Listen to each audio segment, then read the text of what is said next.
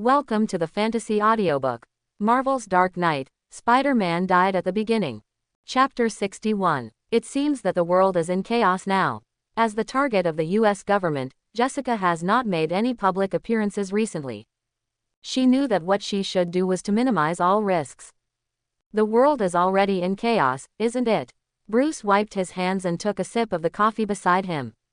At this time, the Batcave has a little look. With the help of Spider-Woman, the transformation process of the Batcave is quite smooth. Now Bruce also has his own battle suit storage space, where there are already several sets of battle suits waiting for Bruce quietly.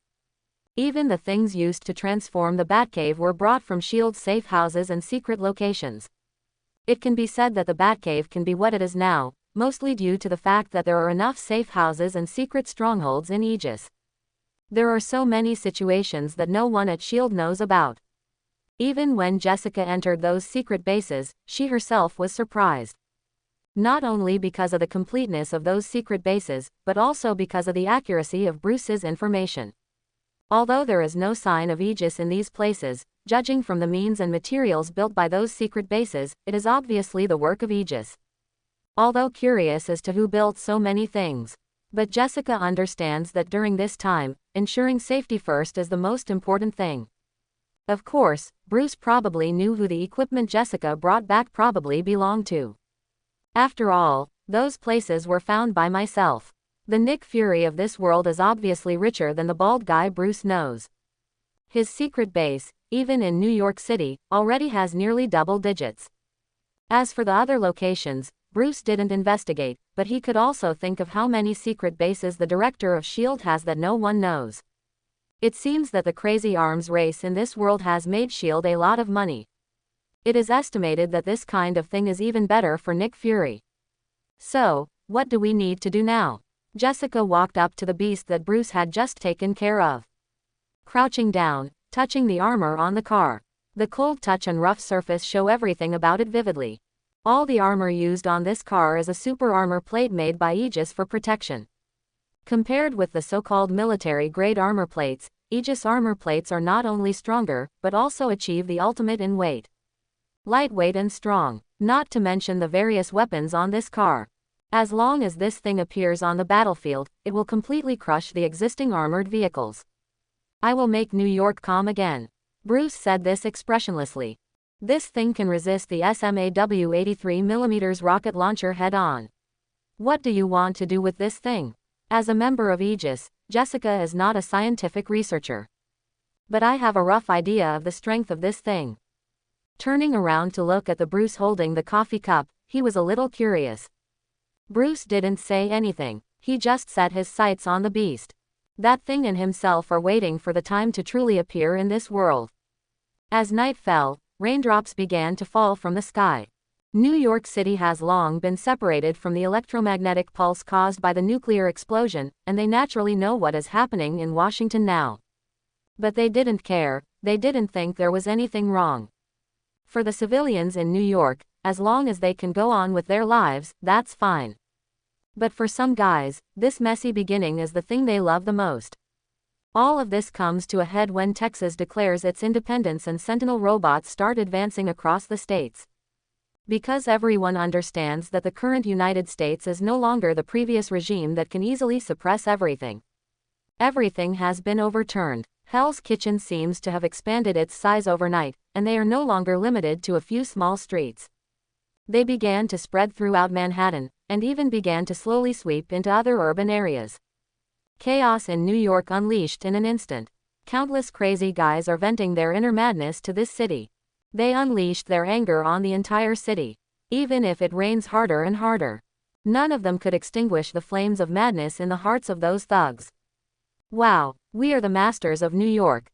The current New York has obviously become a war situation in the Middle East. Gangsters, vehicles are driving unscrupulously on the avenue, and the gangsters on the trucks hold up their rifles and start shooting into the sky. Today, at least at this moment, all order has completely disappeared in their eyes. The phone number at the police station has already been buzzing. But now all the police officers they can dispatch have already gone to the street to maintain law and order. He has already brought all the weapons. but face off against the villain sprawling from Hell's Kitchen. The firepower in the hands of the police officers was obviously no match for the gang members who now had no scruples. As Jefferson, who is about to be promoted to senior inspector, he really has no way to understand why the world has become like this in just a short moment. All the villains seem to have agreed on this day to take to the streets to cause trouble. Of course, this situation can already be regarded as a terrorist attack now. With the help of police cars as protection, the current New York police are completely beaten by those gangsters. No one dared to show his head. If this situation continues, no one can know when the police car will arrive. Ask for support. Ask for support. The only thing Jefferson can do in this situation is to let the police department start deploying manpower. But now the NYPD simply doesn't take care of all the neighborhoods. There is no way to take care of all police officers. Shit. Jefferson could only turn off his communicator angrily. At this time, an engine sound that could not be covered up even in this chaotic gunfire rang in everyone's ears. It was accompanied by constant collision sounds. Jefferson's heart trembled. He had already given up the idea of anyone supporting him. Even those so-called superheroes. According to previous conversations with other members of the police department, Spider-Man is still madly attacking other mobs in Brooklyn. As for when it will come here, no one will know. New York is really in a state of disrepair right now.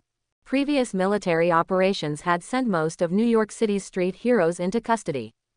They really can't count on the appearance of any superheroes now. As for the army, they may still be lost in that chaotic chain of command. At this moment, the sound of the engine became louder, and it was obvious that the thing was getting closer to them now. And it's clear that gang members' gunfire is no longer directed only at the police. They seem to have encountered something else. The sound of the sci-fi engine completely echoed in the streets at this moment. Jefferson plucked up the courage to stick out his head and take a look at the situation outside. What he saw was an artificial beast lying low on the ground. The huge body and the heavy armor completely crushed any vehicle he had ever seen. But what frightened him even more was that there were 2 Gatling machine guns on the front of the car. The bullets fired by the gang members hit the car and only sparked. Boom! A violent impact sounded, and Jefferson couldn't help shrinking his neck when he heard the sound. What he saw was that the pickup was directly overturned by the vehicle of unknown origin. The wreckage of the pickup had even crossed the blockade of police cars, fell in front of them, and burned. Gangsters up there. Jefferson could know it even with his own knees, and it is estimated that it is already in danger. Bruce, who was sitting in the cab, didn't change at all. For these gangsters who are starting to spread like a virus, he has no possibility of keeping his hands. If the previous way of handling it is really followed, the time for Bruce to solve the riot will be infinitely extended. That will only make more people suffer from unwarranted disasters. When the Batmobile was about to touch the blockade formed by the police cars, it adjusted its posture in a rather beautiful drifting posture. Didn't touch the police car at all. Only at this time did Jefferson and the others dare to show their heads and look at the street in front of them. There are still gang members everywhere. As far as they could see, there were gang members' pickups that were completely overturned by the car parked in front of them. Jefferson wanted to say something, but Bruce just restarted the Batmobile, and the fireworks from the rear of the car already showed the power of this big guy. Jefferson, who had just made a move, was pulled back by his colleagues. Looking at his colleague, Jefferson wanted to say something, but his colleague just shook his head. They all understand that the current New York City is not something they can easily solve. Let these masked freaks deal with this kind of thing. The Batmobile is driving unscrupulously on the streets of New York. Perhaps it is because New Yorkers are now familiar with various states of chaos, and when the chaos spreads, they have been quite sensible to return to their homes. On the streets now, there are only those policemen who are still trying to resist the gang members, and there are a few street heroes who resist with their own abilities. Which neighborhood is the worst right now? On the Batmobile, Bruce is now communicating with Jessica in the Batcave. It can't be called a neighborhood anymore. Now Manhattan is about to fall. Jessica looked at the red Manhattan Island on the screen, and she really couldn't control her heart. I feel like I need to go out and help you now. No, you are there to ensure Aunt May's safety, leave it to me here. After saying this, Bruce hung up the communication. The accelerator was increased, and the Batmobile was already soaring in New York City at this moment. The power burst out from the powerful engine allowed the Batmobile to reach its ultimate speed in the shortest time. When he really drove into Manhattan, Bruce really faced the tragedy of New York. The riots started here, and everything experienced here is unbelievable. On the side of the road are shops that have already been smashed and looted, and cars have already been set on fire. The dead bodies of innocent passers-by can also be seen here. Bruce stared blankly at the road ahead of him. Under the instantaneous acceleration, the Batmobile with more than 3 tons also turned its head. It is obvious that Bruce has pulled the speed of the Batmobile to the extreme. Everything in front of him was not enough to stop his progress. Every time the Batmobile enters a block, what will be greeted there will be an extremely cruel impact. Who can tell me what is happening now? Why did a tank rush in? A leader looked at the Batmobile driving recklessly on the street and said to the other end of the phone quite angrily. Didn't you say you would stop the army? Say something. Calm down, you have to trust us, we didn't let any troops into New York, let alone Manhattan. The voice on the other end of the phone spoke in a leisurely manner. It seems that in his eyes, no matter what New York has become now, it has nothing to do with him. Or to be more precise, he has no feelings for this world. What he wanted to do was to turn all of this into ashes. But now he also understands that at least the current self cannot easily put this matter aside. New York is still very important to his plan. Don't get excited, I've prepared something for you. The person on the other end of the phone said quite casually. There are a few armored vehicles I prepared for you under the Empire State Building. They should be able to enable you to fight against that thing. I hope what you said is true. After saying this, the guy had already hung up the phone. There is no thought of continuing to talk to the other end. That guy really didn't lie to them, and he had indeed prepared quite good things for them under the Empire State Building. Hey, it looks like we can have a good time. Seeing what appeared in front of him, the gang leader was really excited. In front of them are tracked infantry fighting vehicles currently in service in the United States. For guys like them, although this thing seems difficult to open, at least they can understand it. Now let that guy enjoy the gift from us. He greeted his little brother and directly boarded the infantry fighting vehicle. Boom. The Batmobile is cleaning itself on 5th Avenue in Manhattan at the moment. Everything those guys built here has been completely destroyed by the Bat. Bruce didn't waste any time and started his next action in the shortest possible time. But the sound of the same rumbling tracked infantry fighting vehicle rang out in the surrounding area. Hey, the guy who was controlling the machine gun on the infantry fighting vehicle shouted loudly in the direction of the Batmobile. Pull the trigger, and machine gun has already started firing at the Batmobile. But it is obvious that the untrained guy can't control the shooting of the machine gun at all. Although some of the bullets have hit the Batmobile, most of the bullets have outlined the Batmobile. And his attack is just innocuous to the Batmobile. Bruce directly controlled his Batmobile and made a large drift, so that his front was directly aimed at the walking chariot. The Vulcan cannon above has begun to rotate. The armor that can withstand the machine gun bullets has no resistance in front of the Batmobile. Torn straight to shreds. Didn't you take care of that machine gun? The guy who was still shooting on it immediately retracted into the cabin. If I understand this thing, I won't be a gangster. The guy who was handling the cannon directly yelled at the guy who just came down. But the Batmobile didn't give them time. Machine gun bullets have shredded the infantry fighting vehicle. But around the Batmobile, more infantry vehicles appeared. Bruce in the Batmobile didn't make any waves. Everything around him seemed unable to arouse his emotions. Even in this situation now, for many people, it can be said that it is a mortal situation. As that war machine said, this is a place where you will fight, and you will definitely die. It's just like the actions they took later, completely breaking what they said. Pressing the lever switch on the center console, the Batmobile, which was lying low on the ground, completed the transformation in an instant, and the Batmobile arched up. The tires are even covered by crash armor. Without waiting for the guys driving the armored vehicles to make any moves, Bruce has already started his own actions one step ahead. He controlled the Batmobile and rushed towards the armored car that had been torn apart by him. The surging power, combined with the current posture of the Batmobile, when facing the armored vehicle that can be said to be a wreck, it is already destined that that thing cannot cause any obstacles to the Batmobile. Boom! Under the impact of the Batmobile, the armored vehicle that had already become a wreck was overturned. Don't let him run away. The gang leader sitting in the armored car roared loudly.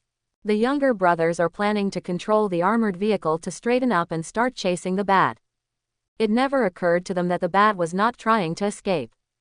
Compared with the armored car, the more flexible Batmobile has already circled behind them at this moment.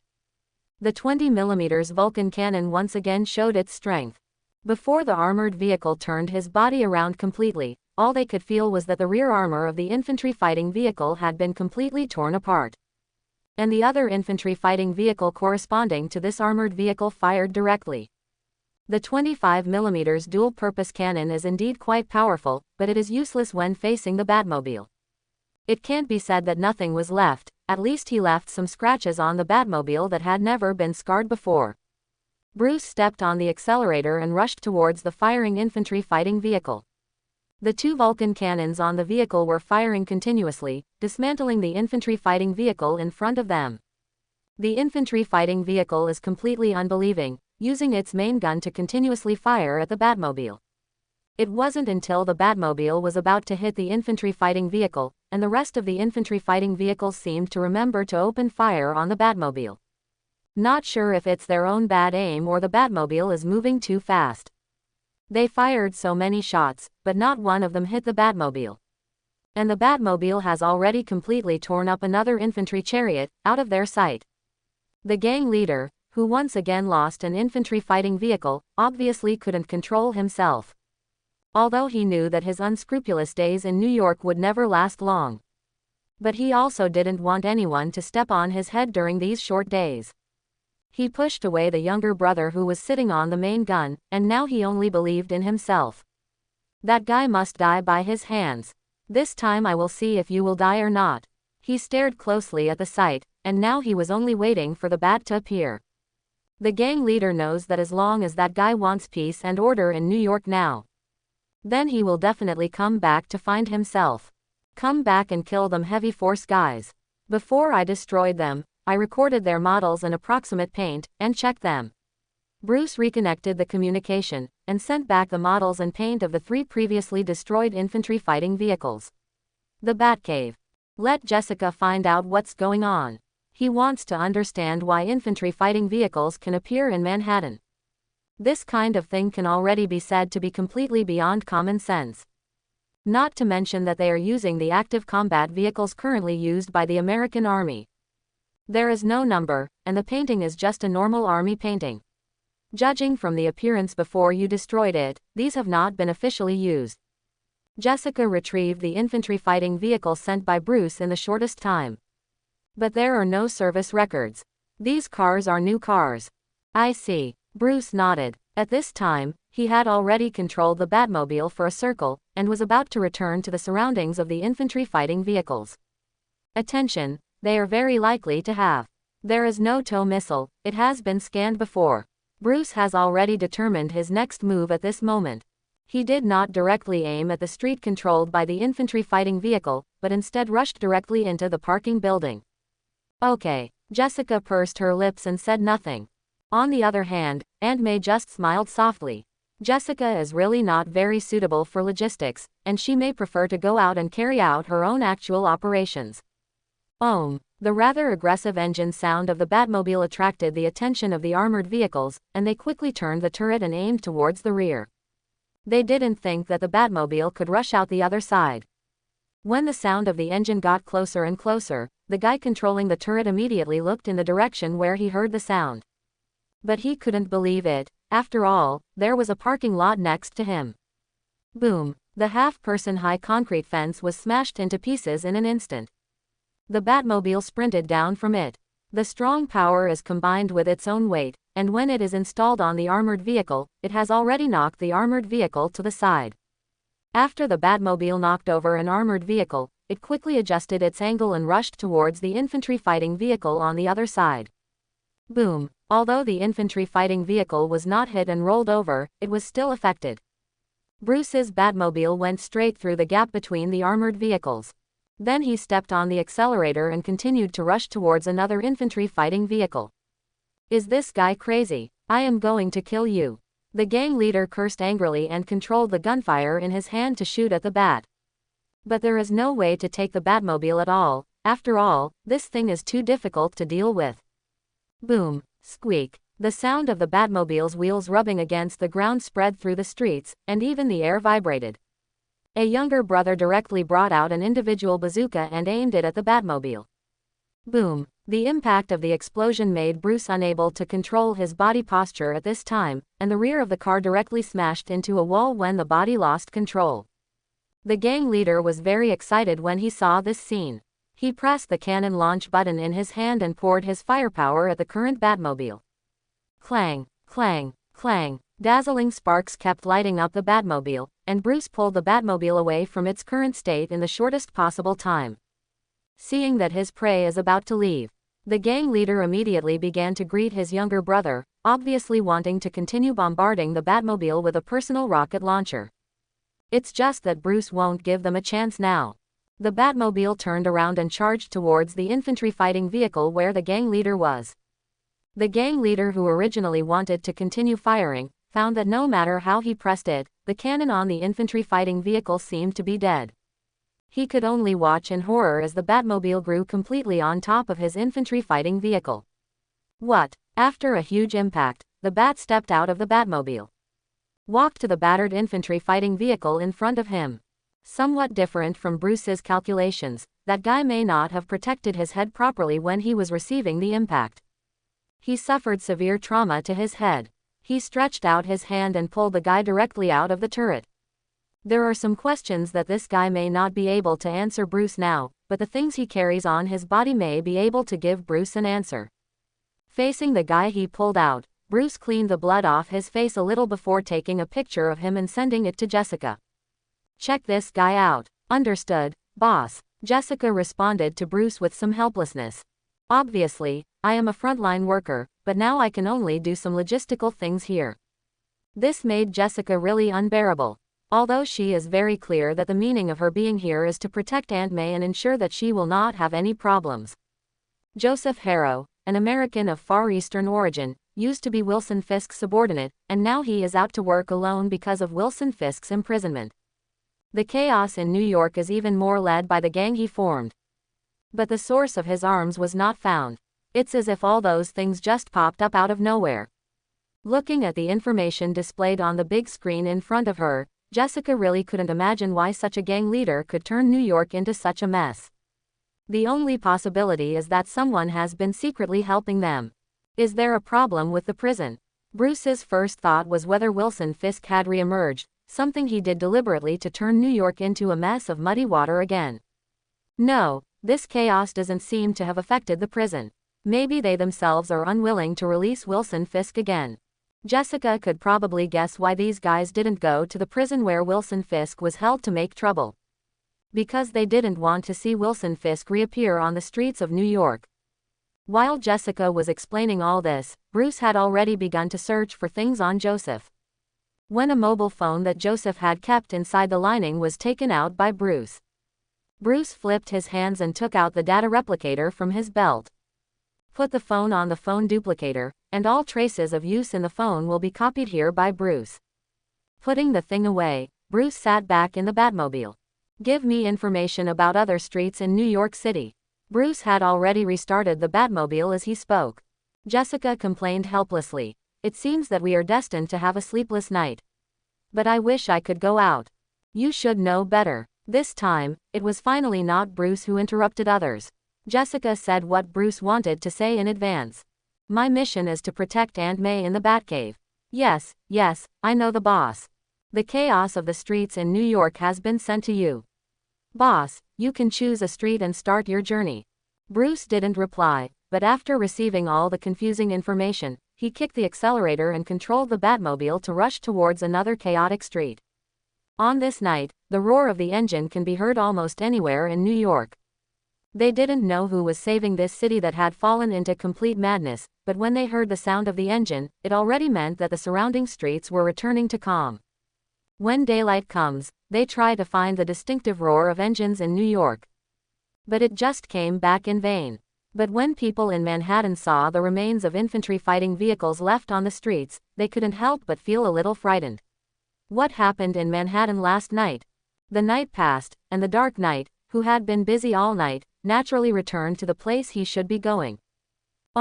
Hearing this unique engine sound, Jessica and Aunt May already knew who was back. The Batmobile rushed directly into what is now the Batcave and stopped firmly there. The Batmobile for a night out. If it is considered brand new from the factory, then the Batmobile that has returned now is not dilapidated, but it can definitely be considered battle-tested. Bruce coming out of the Batmobile can also be counted as a traveler. At this time, Aunt May had already prepared breakfast for Bruce. Looking at Bruce, who is now covered in dust, Aunt May couldn't help feeling a little distressed. She seemed to see Peter Parker in Bruce. Have the National Guard or something started taking action? The first thing Bruce did when he came back was to come to Jessica's side to see what the National Guard was doing around New York City. According to the situation last night, after Bruce arrived, the National Guard should have arrived. But even now that Bruce has dealt with all the chaos in New York City, there is still no sign of the National Guard. I don't know, but the chaos in almost all places has reached a higher level now. Even the National Guard can't take care of so many places at the same time. Jessica immediately received the call from All American Now map. You can clearly see that basically everything is red now. New York City can already be considered a rather abrupt place.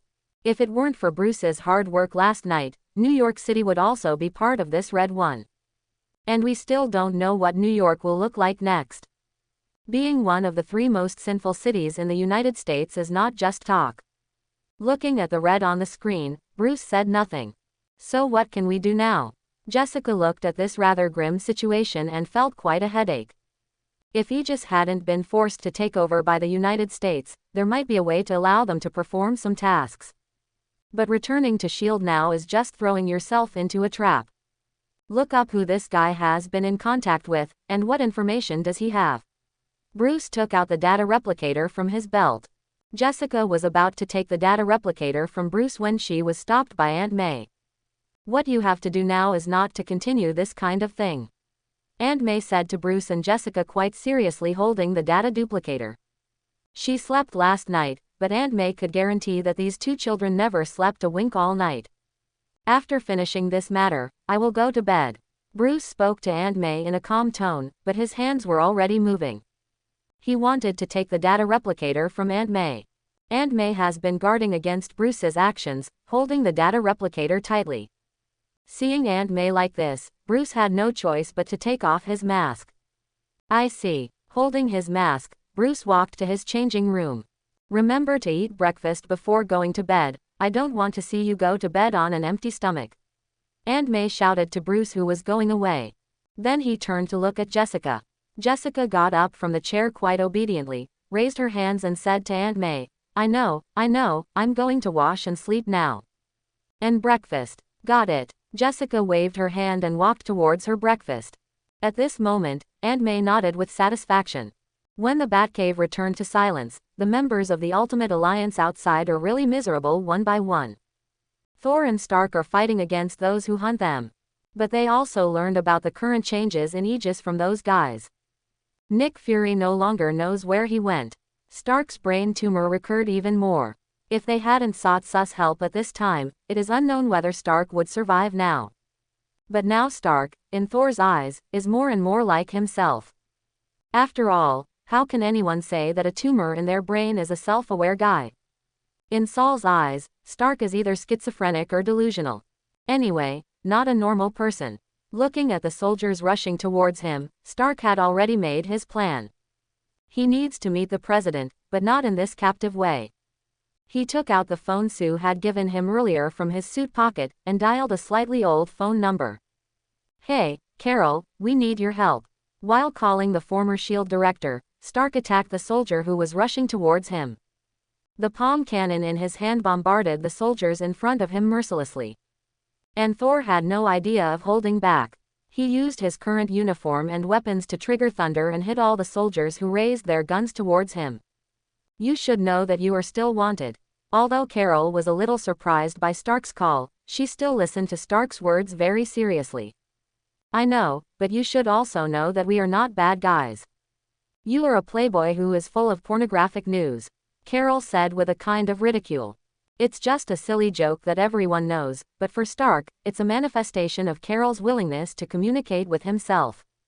We need to have a good talk with the president. We may be able to solve everything. Stark raised his hand cannon again and directly shot away a soldier. Carol didn't say anything at this time. She fell silent. At this point in time, whoever wants to see the president is a very sensitive matter. After all, the previous president had already been turned into flying ashes in the city's counterattack, and there might not even be any ashes left behind. If the Minister of Energy has just been promoted to the president now, and if there is any problem, then the matter can be said to have completely turned into a farce. The next guy to succeed the president can only be the Secretary of Veterans Affairs.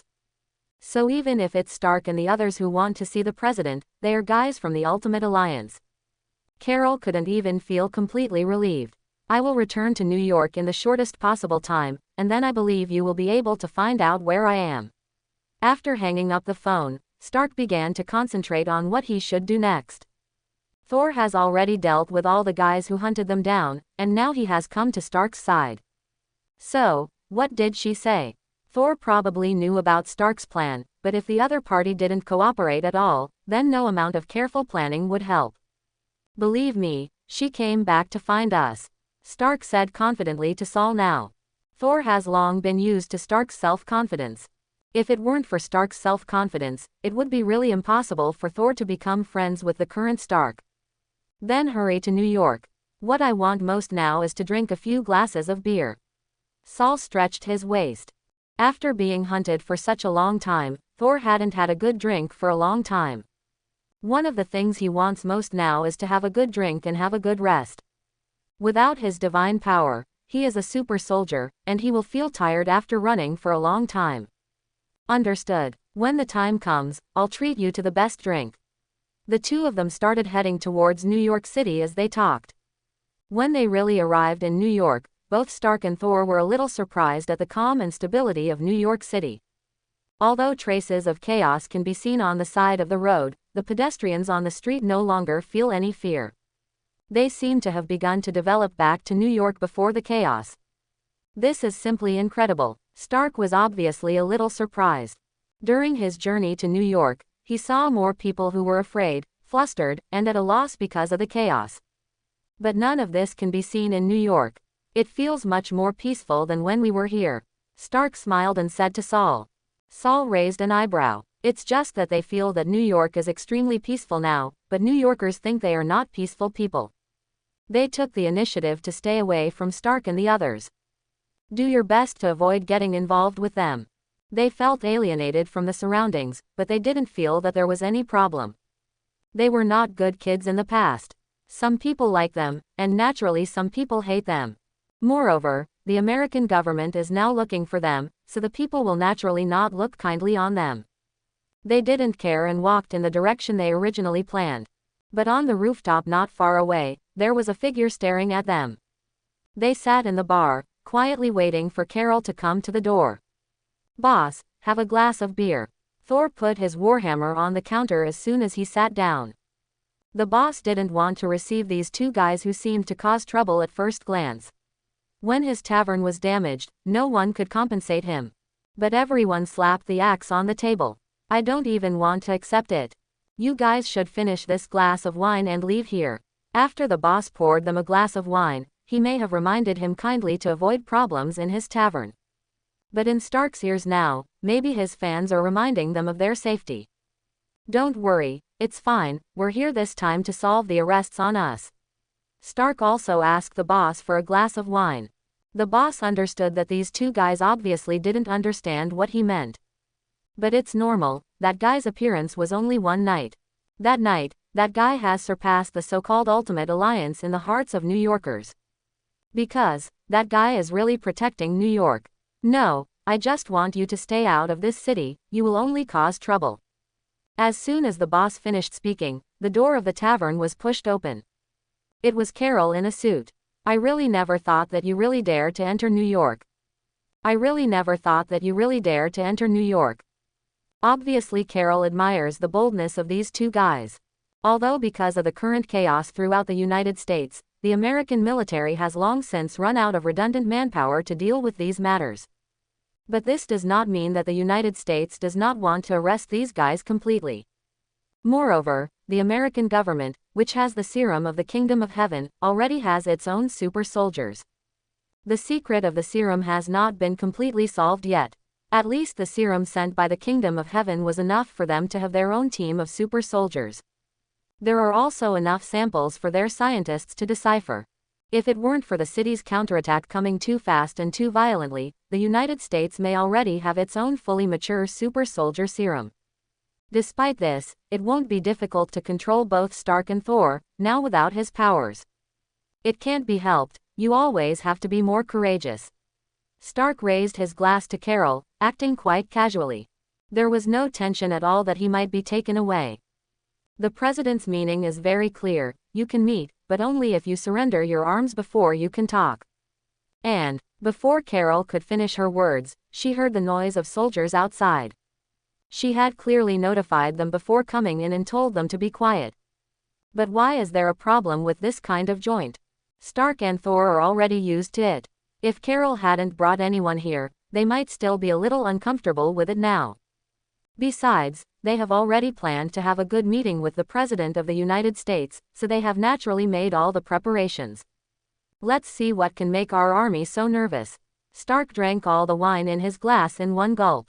After Saul ordered another drink, he followed them outside. Carol pushed open the door, and without waiting for her to say anything, she had already seen something that made her soldiers completely unable to keep calm. The Batmobile, aimed right at them. Bang! Behind them, the bar owner decisively closed and locked the door of his bar. Maybe this is of little use to them, but it is a peace of mind for the boss himself. Many times, many things, human beings always need a peace of mind. Carol forcefully pushed aside the soldiers and walked up to the Batmobile. I know you took care of the chaos in New York, what do you mean you're here now? Carol yelled at the Batmobile. There was no thought of response inside the Batmobile. Just when Carol was about to say something, a figure appeared behind her. Those soldiers immediately pointed their guns at the man with the jet black cloak. I want to know what you want to do when you come to New York. When the terrifying voice sounded behind Carol, even Carol, who thought he was a super big heart, couldn't help trembling. Bat turned and looked at the well-equipped soldiers around him. The surrounding soldiers held their guns tightly, but their immobile fingers showed that they were already terrified by the appearance of bats. But now Stark and Thor waved their hands quite naturally to this madman who seemed to be the same as them. We are here to take people out of here. Carol slowly turned around and looked at the back of the bat. Now she was thinking about whether she should do anything to the bat. It looks like the current bat is clearly defenseless. But in the end, her intuition was telling herself, don't do it, or the end will be bad. That's right, brother, you don't need to be so nervous. We are just having a meeting here. Stark spoke to the current bat quite confidently. Bat glanced at Stark, then turned and walked towards his Batmobile. When he was about to enter the cockpit, Bruce looked back at Carol and said nothing. But the look in his eyes was obviously a warning. Even after the doors of the Batmobile are closed, they seem to be able to feel the gaze of the bat. When the Batmobile disappeared, the soldiers present breathed a sigh of relief. When Carol turned to face the bat at that time, the cannon on the Batmobile had already started to move.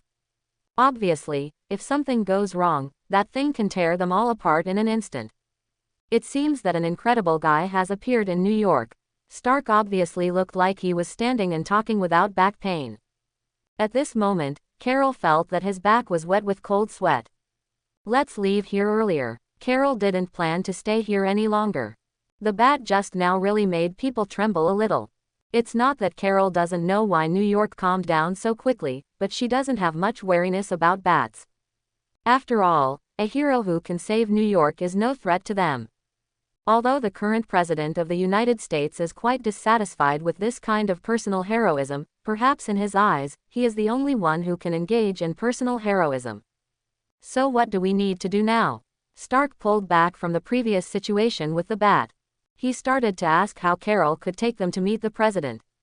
But what they didn't know was that the bat was still staring at them. "You're impulsive," Thomas in his head said to Bruce now. He knew best that in the situation just now, if something happened, Bruce would have no way to solve it properly. "They have troops, but they are only willing to catch those guys."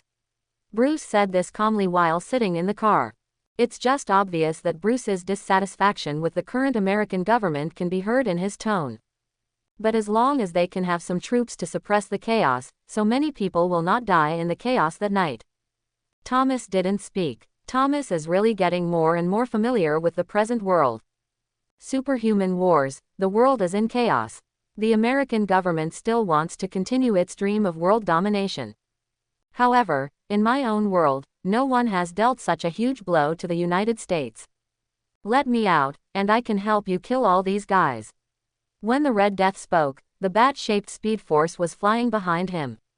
"No, no," two voices rang at the same time. Just one calm, one quite excited. "Bruce outside, you can't listen to Bruce in my world, you just have to."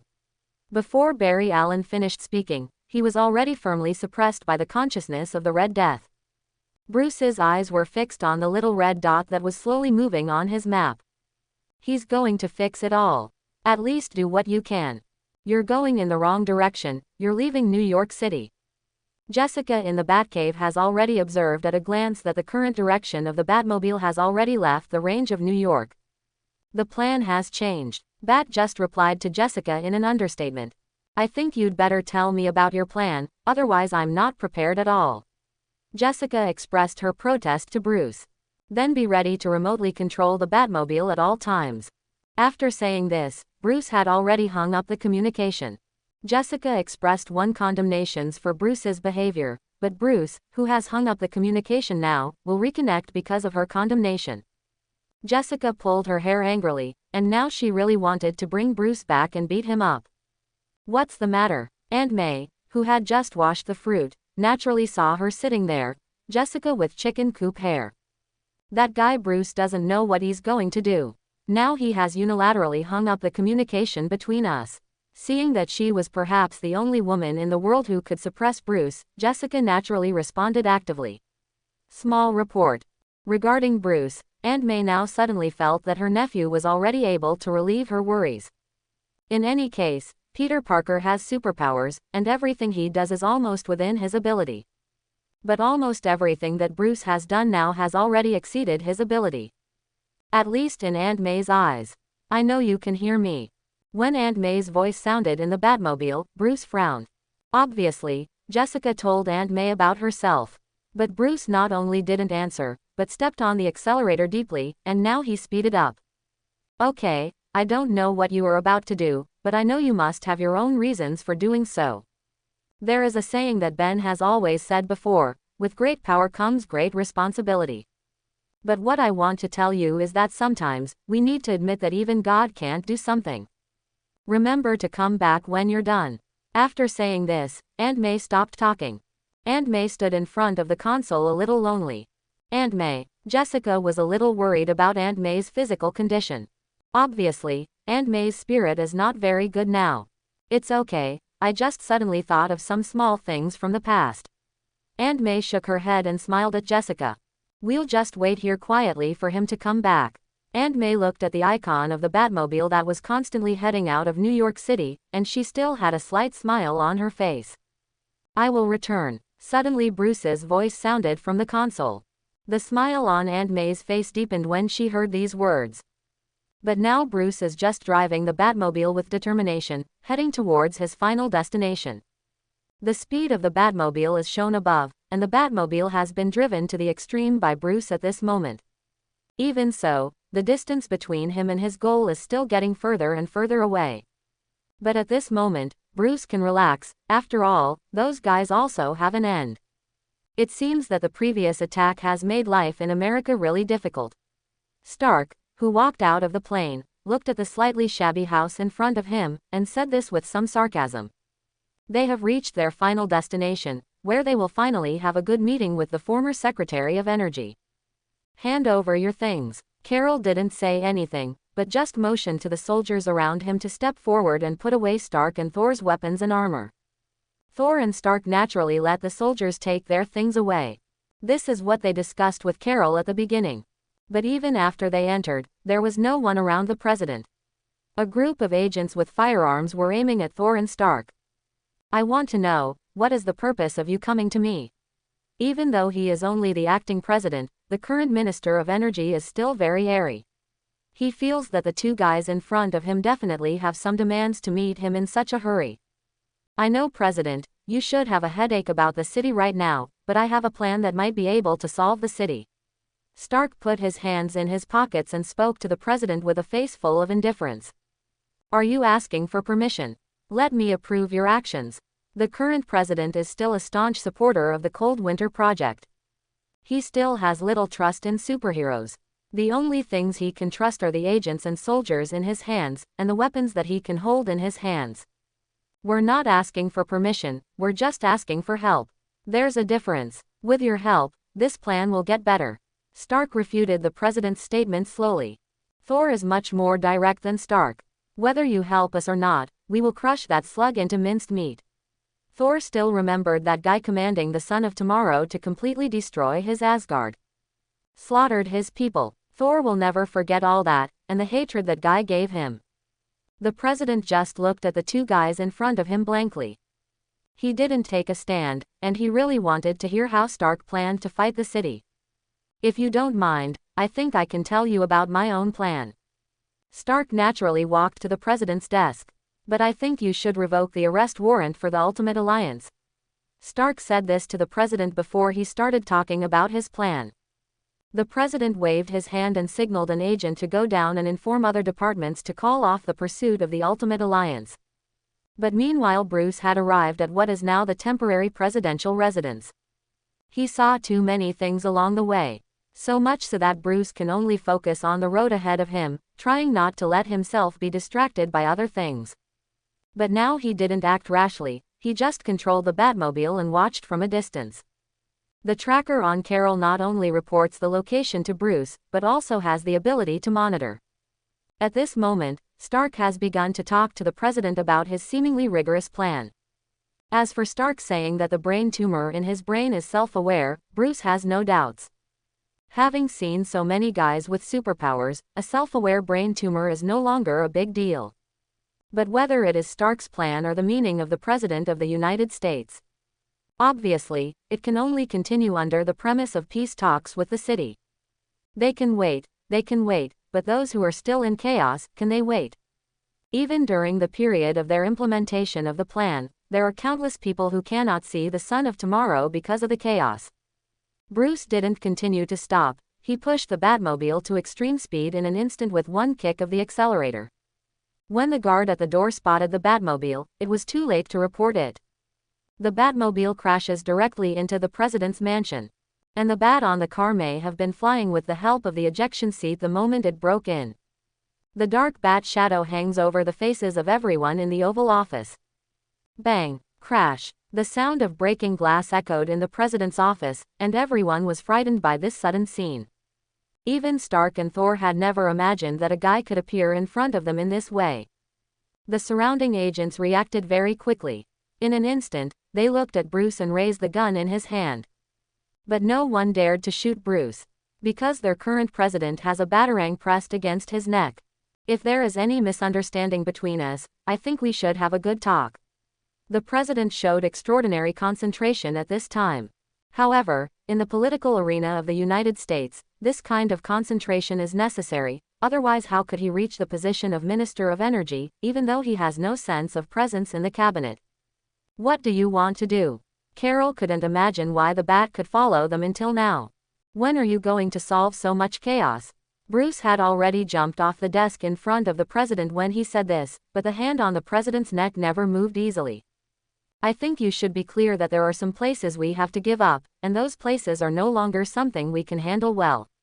The president never thought that the bat in front of him would put the blade on his chest because of this kind of problem. Neck. But now in the place under your governance, you haven't done it yet. You should understand that we don't have enough manpower. The president spread his hands to show his indifference to the world, or it could be said to be completely bad. But you have the troops to hunt down the Ultimate Alliance, you have the troops to hunt down those superheroes, now tell me you don't have the manpower to quell other chaos. Bruce's tone can be heard even after the voice has been changed by the voice changer, the anger in it. Thomas in his head said nothing. He knew this was still too much for Bruce to accept. Why didn't he accept the cyborg's invitation before? Because he was very clear about his ability and couldn't save the world as they said. It took all his energy to manage a city of Gotham well. Although the current Bruce looks no different from them, in fact there is still a gap between them. At least Bruce hasn't experienced so many life and death. I have never seen anything that I was completely powerless to do. He is in Bruce's mind, although he has no way to understand what Bruce is thinking, but he can perceive Bruce's emotions. All the child's emotions were completely suppressed by reason. But often this kind of emotional suppression will usher in an extremely fierce rebound. But this is also a good thing for Thomas, at least what he saw was not a complete bat, but a child with his own mood swings. If Thomas is worried about Bruce's mental state, then the Red Death is extremely happy now. He wanted to see the bat's spirit break, and he wanted to see Bruce let go completely. So much so that he let himself out of this cage. No. But as one of the consciousnesses in Bruce's mind, Barry Allen was frantically trying to stop Bruce's actions.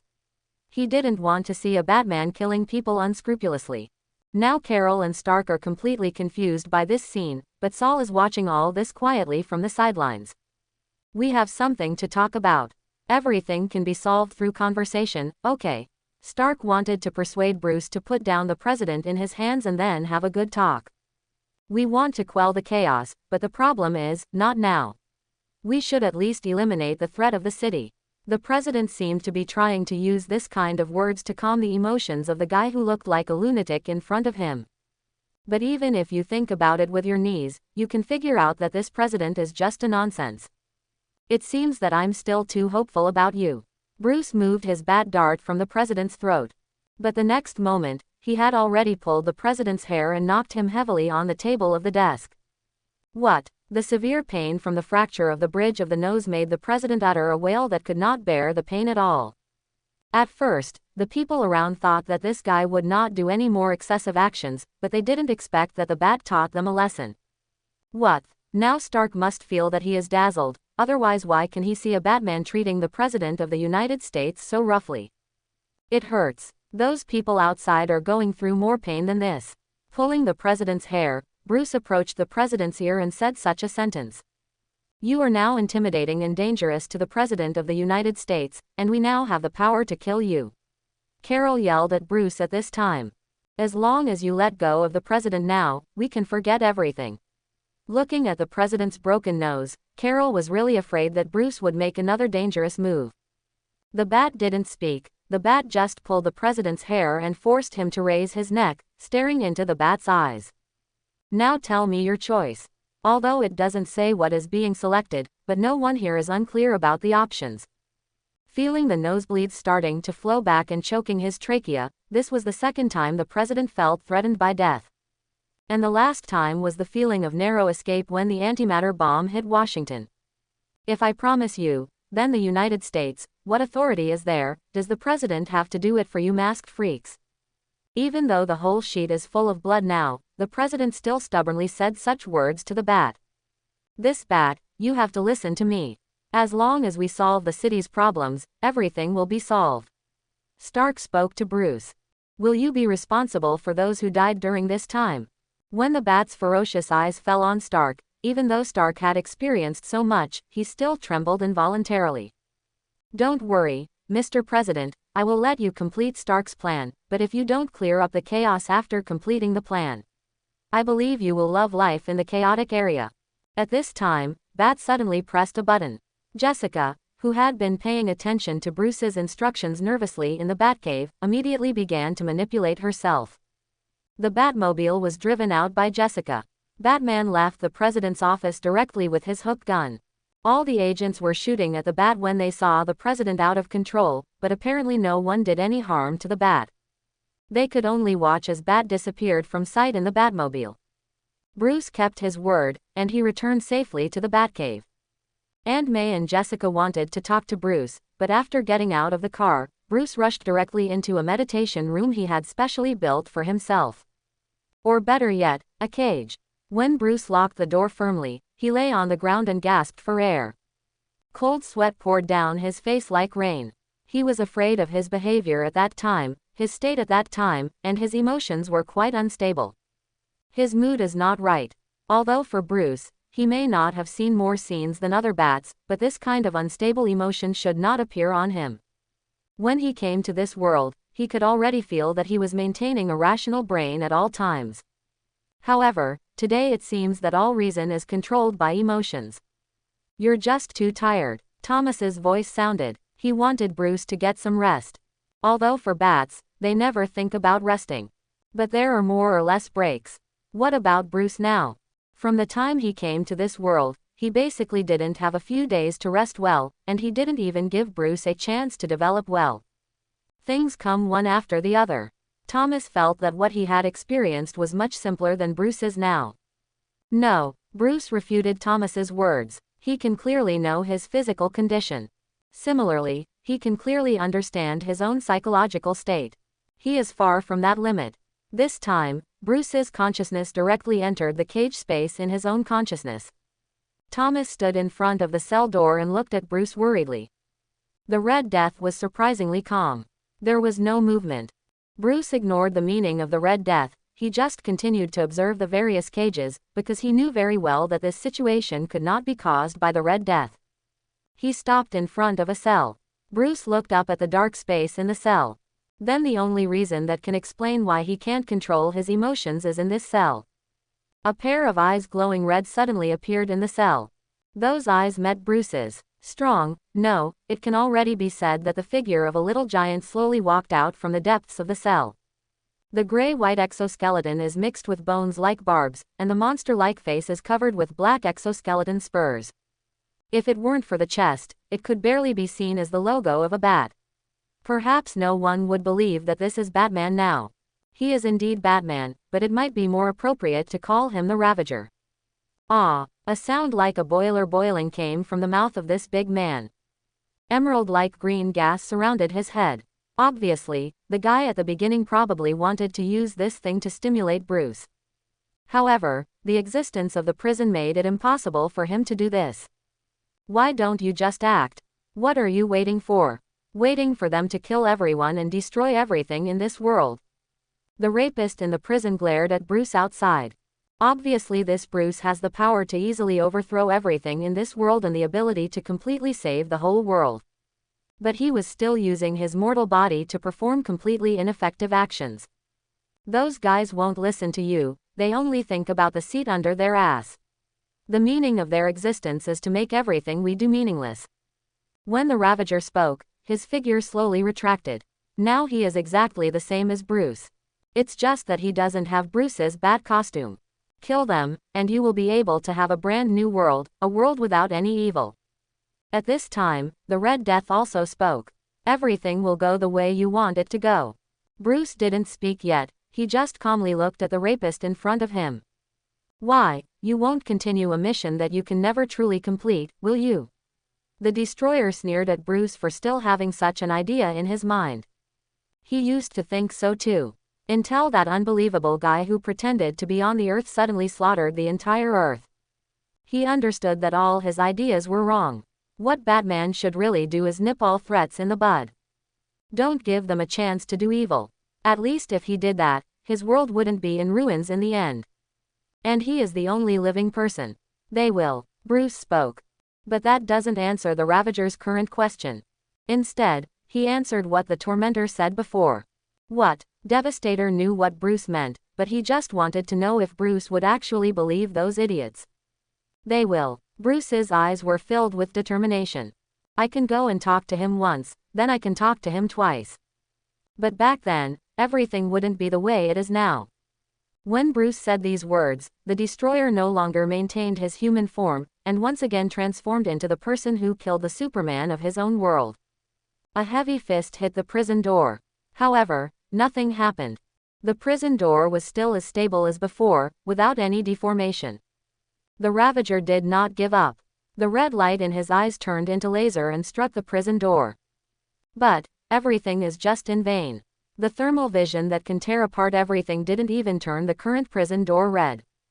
Bruce didn't look at the Ravager anymore, turned around and walked outside. When Bruce passed by the prison of the Red Death, the Red God of Death said such a sentence to the bat. "We're all the same." Bruce paused, but said nothing to the Red Death. "Remember, you'll come back and beg me one day." The Ravager growled loudly. The voice echoed in the prison, but there was no response. Bruce has left. What? Only the sound of the Ravager roaring wildly remained. Outside the thinking world, Aunt May was gently knocking on the door of Bruce's prison. Bruce. Aunt May was a little worried. She had no way of knowing what Bruce had gone through. But locking yourself up as soon as you come back is definitely not a good thing. Just like her nephew, he would never tell her if something dangerous was about to happen. The problem is, she can always see it on TV. That's when things tend to get even more worrying.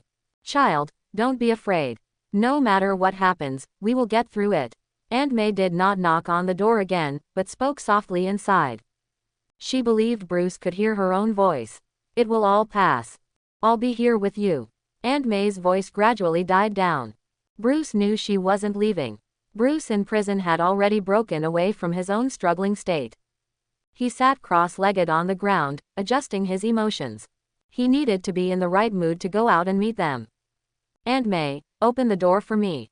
Bruce's voice finally came out of the prison. Aunt May, who was sitting at the door, stood up immediately. For Aunt May, Bruce had already told her about every facility in the Batcave. Naturally, including the prison where Bruce locked himself up. Although Bruce told Aunt May at the beginning, this prison may hold some super criminals in the future. But now it looks more like a cage Bruce prepared for himself. Aunt May, who opened the door, saw Bruce, who had already taken off his mask. Aunt May didn't speak, but hugged Bruce when Bruce came out. "We will worry about you." Holding the current Bruce, Aunt May's uneasy heart slowly relaxed. The condition of the bats was really not good before. "I know." Bruce patted Aunt May's back lightly. Jessica was watching this scene from the other side and couldn't help but be a little stunned. She didn't know what she was. She is obviously a clone of Peter Parker, but it also gives her the same memories as Peter Parker. This was quite awkward for her. Aunt May may have sensed Jessica's state, so she let go of Bruce. She turned around and walked to Jessica's side. Just like she did to Bruce, she hugged the poor child directly. Bruce just watched all this quietly, and then said, "So what shall we have for dinner tonight?" Bruce's words interrupted Aunt May and Jessica's embrace. This made Jessica look at Bruce a little unhappy. But Aunt May just smiled. She whispered something in Jessica's ear before speaking to Bruce. "Sirloin steak, organic spinach, baked potatoes," Aunt May said, and left here, but because of someone's problem, it may take some time for us to eat them. At this time, Jessica looked at Bruce with a smile. "So what did she say?" Bruce turned to look at Jessica.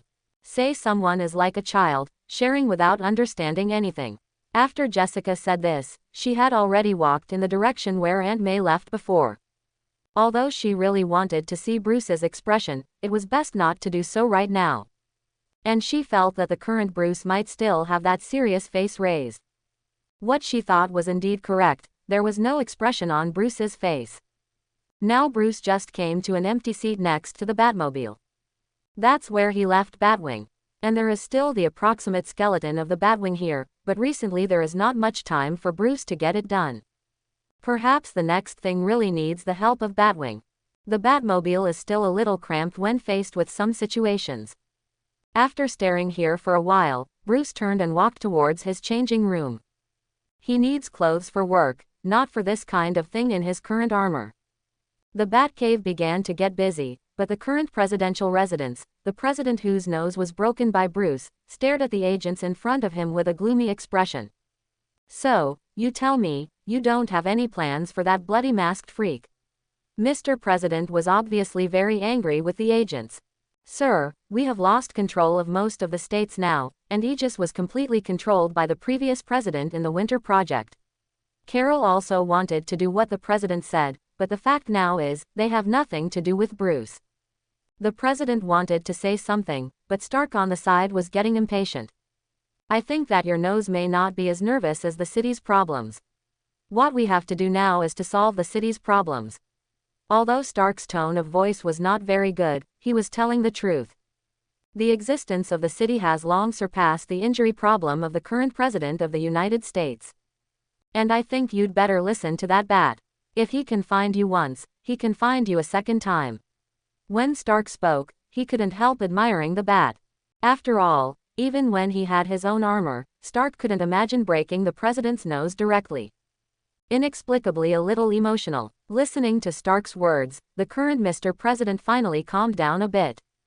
The fact that Bruce broke the bridge of his nose made him unable to think calmly before. Especially when Stark said that the guy might come again a second time, Mr. President couldn't help trembling. He didn't want to experience this kind of pain again. Moreover, the current presidential palace can be said to be heavily guarded. The shadow of the city's attack has not yet dissipated from their hearts, so how could they not have strict guarantees for their own safety? Even so, the bat rushed in and beat up the president. I understand. Waving his hand, the president motioned to the agent who was trying to stop the bleeding to stop for a moment. How confident are you with this plan? The president now doesn't want to put his life and wealth on a plan that has a low success rate. 100%. Stark never thought his plan would go wrong. You know he's Tony Stark, the smartest guy on the planet. Even Reed, who now single-handedly built the city, in Stark's eyes, just took advantage of a 1,000-year evolution. He's still the smartest guy on the planet. Therefore, there is absolutely no possibility of any problems with his plan. The president looked at Stark in front of him, knowing that nothing in this world is perfect. Even gender is the same. Besides, did you say that the security measures in your mansion are safe? Thinking of this, the president always felt that the bridge of his nose started to tingle again. Okay, I see, I will discuss a truce with the city. As he spoke, Mr. President probably didn't want to stay in this ruined place any longer. He had already stood up, ready to see what was going on with the bridge of his nose. The secret agent who had stopped the president's bleeding before hurriedly followed. Carol originally wanted to follow the president, but was stopped by Stark. But Stark didn't say anything, he just stroked his chin and looked at Carol now. After waiting for the president to leave completely, Stark smiled and took Carol's shoulder. Carol originally wanted to let Stark let go, but Stark's next sentence made her dare not move. You said, what would happen if the president knew that you brought the bat here? Stark didn't face Carol when he spoke. Instead, he has always set his sights on the direction the president left. What do you mean? Carol didn't know what Stark meant. Almost everyone knew that Carol was the president's hawk dog, so how could she bring in a guy who might hurt the president? Stark's hand reaches for Carol's skirt. I promise, if you just want to eat my tofu, I will make you cut off your descendants. Carol's voice was full of disgust for Stark now. Don't be so nervous, beautiful lady. Stark pulled a small thing from Carol's skirt. Look, I have evidence. Stark said to Carol with a smile at this moment. Carol looked at the little thing, and she really didn't know when Bruce was on her. So, some things probably have to be paid. Stark smiled. While speaking, Stark had already put the tracker in Carol's hand. Carol looked at the tracker in her hand. She didn't know what Stark had in mind, but it was obvious that she had been manipulated by him. Chapter 71. It has to be said that Stark's plan is quite correct, and the city did agree to the truce agreement between the United States and them. And just like what was conceived at the beginning, Stark was indeed taken over by the Creator in the city as the price of this war. Perhaps this is something Stark discovered when he first met Reed. The guy was never convinced by Stark. He just wants to prove that he is the smartest guy in the world. Especially when Stark's brother is dead, the only one who can stop him is Stark. Moreover, they are the stumbling blocks preventing them from building a perfect society, and they must be removed. The truce agreement between the United States and the city has been announced to the entire United States in the shortest possible time. But they are announcing this matter now, and it cannot bring any intuitive changes to the current United States.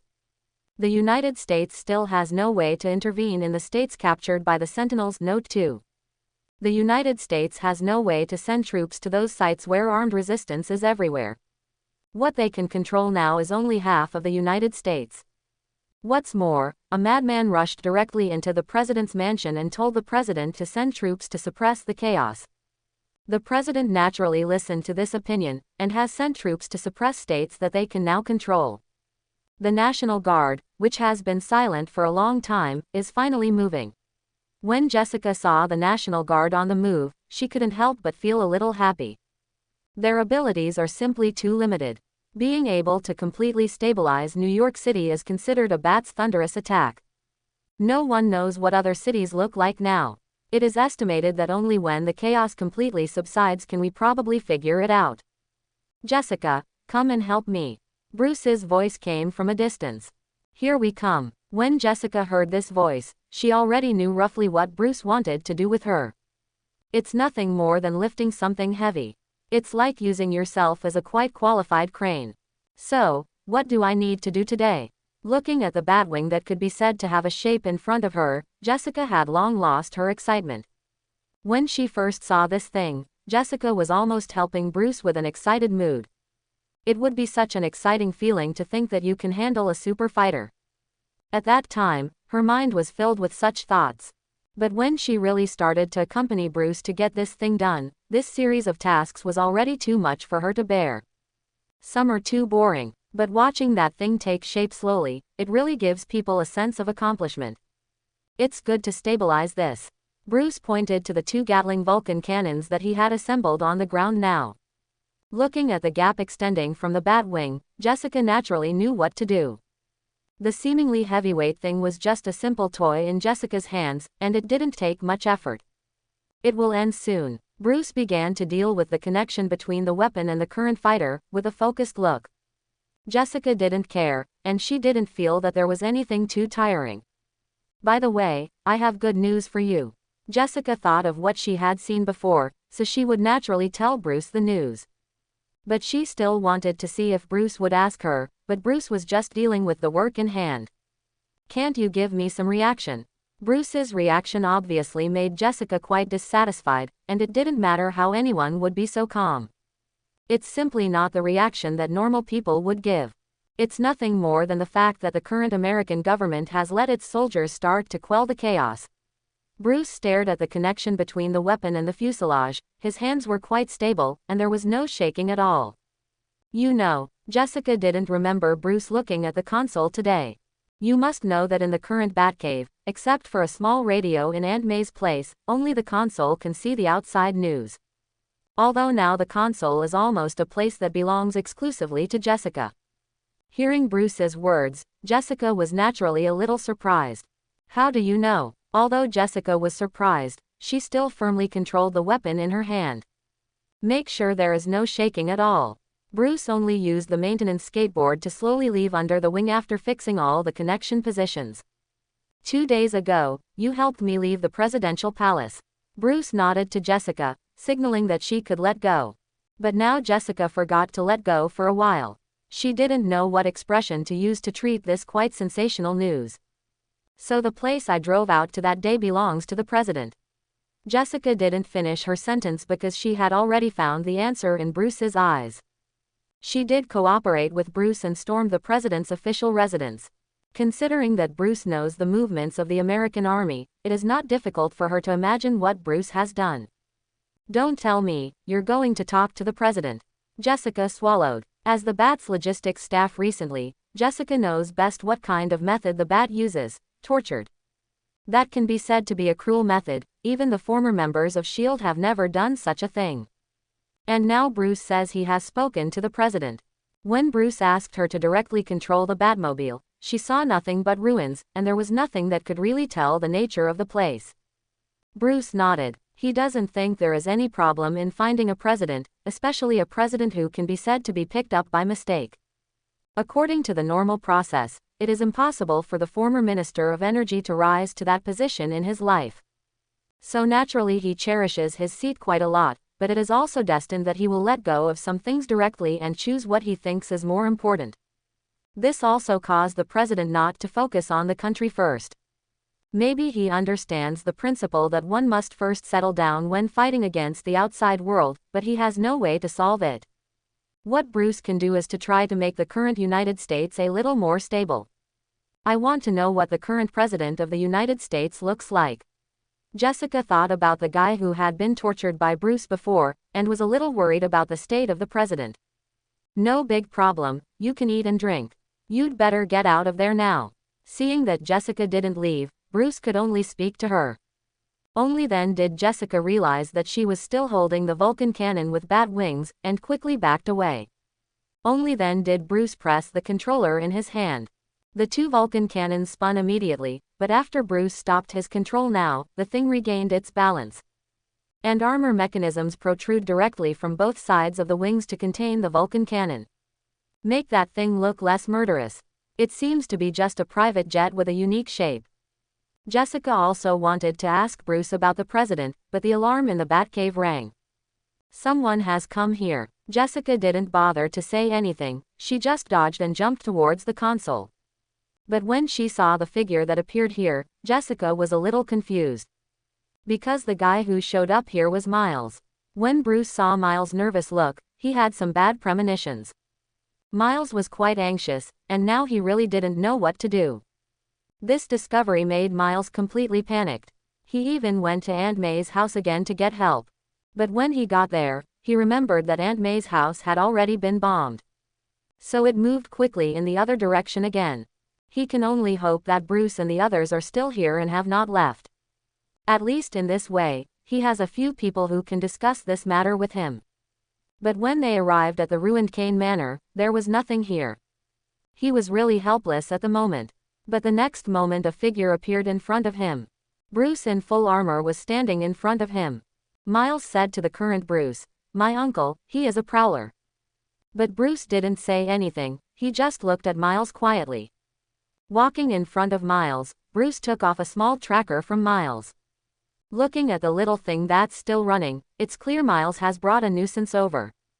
I don't know. Miles was a little at a loss, he never thought that he would be followed.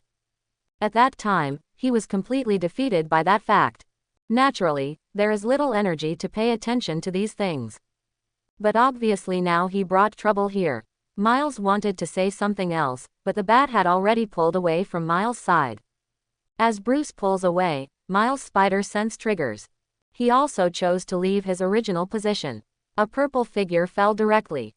Perhaps it is due to the equipment on his body that allows him to move and strike with completely superhuman speed and strength. But now he is definitely not here for friendly exchanges.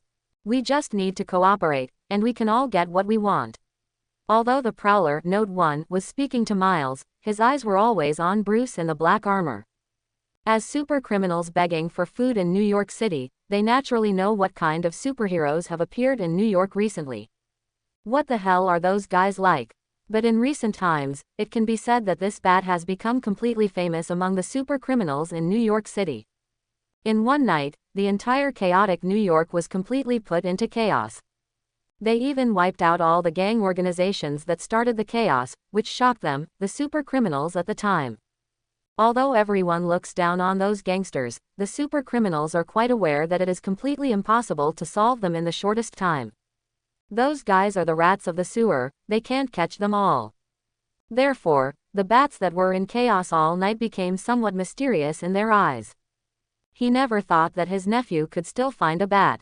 I think you should know about our relationship, so I think you'd better get out of here, don't you? The Prowler opened his claws. Now he doesn't want to face this overly mysterious guy. And I don't know if my nephew will help me. The best option is to get this guy out of here. The bat didn't speak, but just quietly looked at the Prowler who had put on his fighting stance. The Prowler didn't talk nonsense. Since they couldn't reach an agreement, let's start the fight.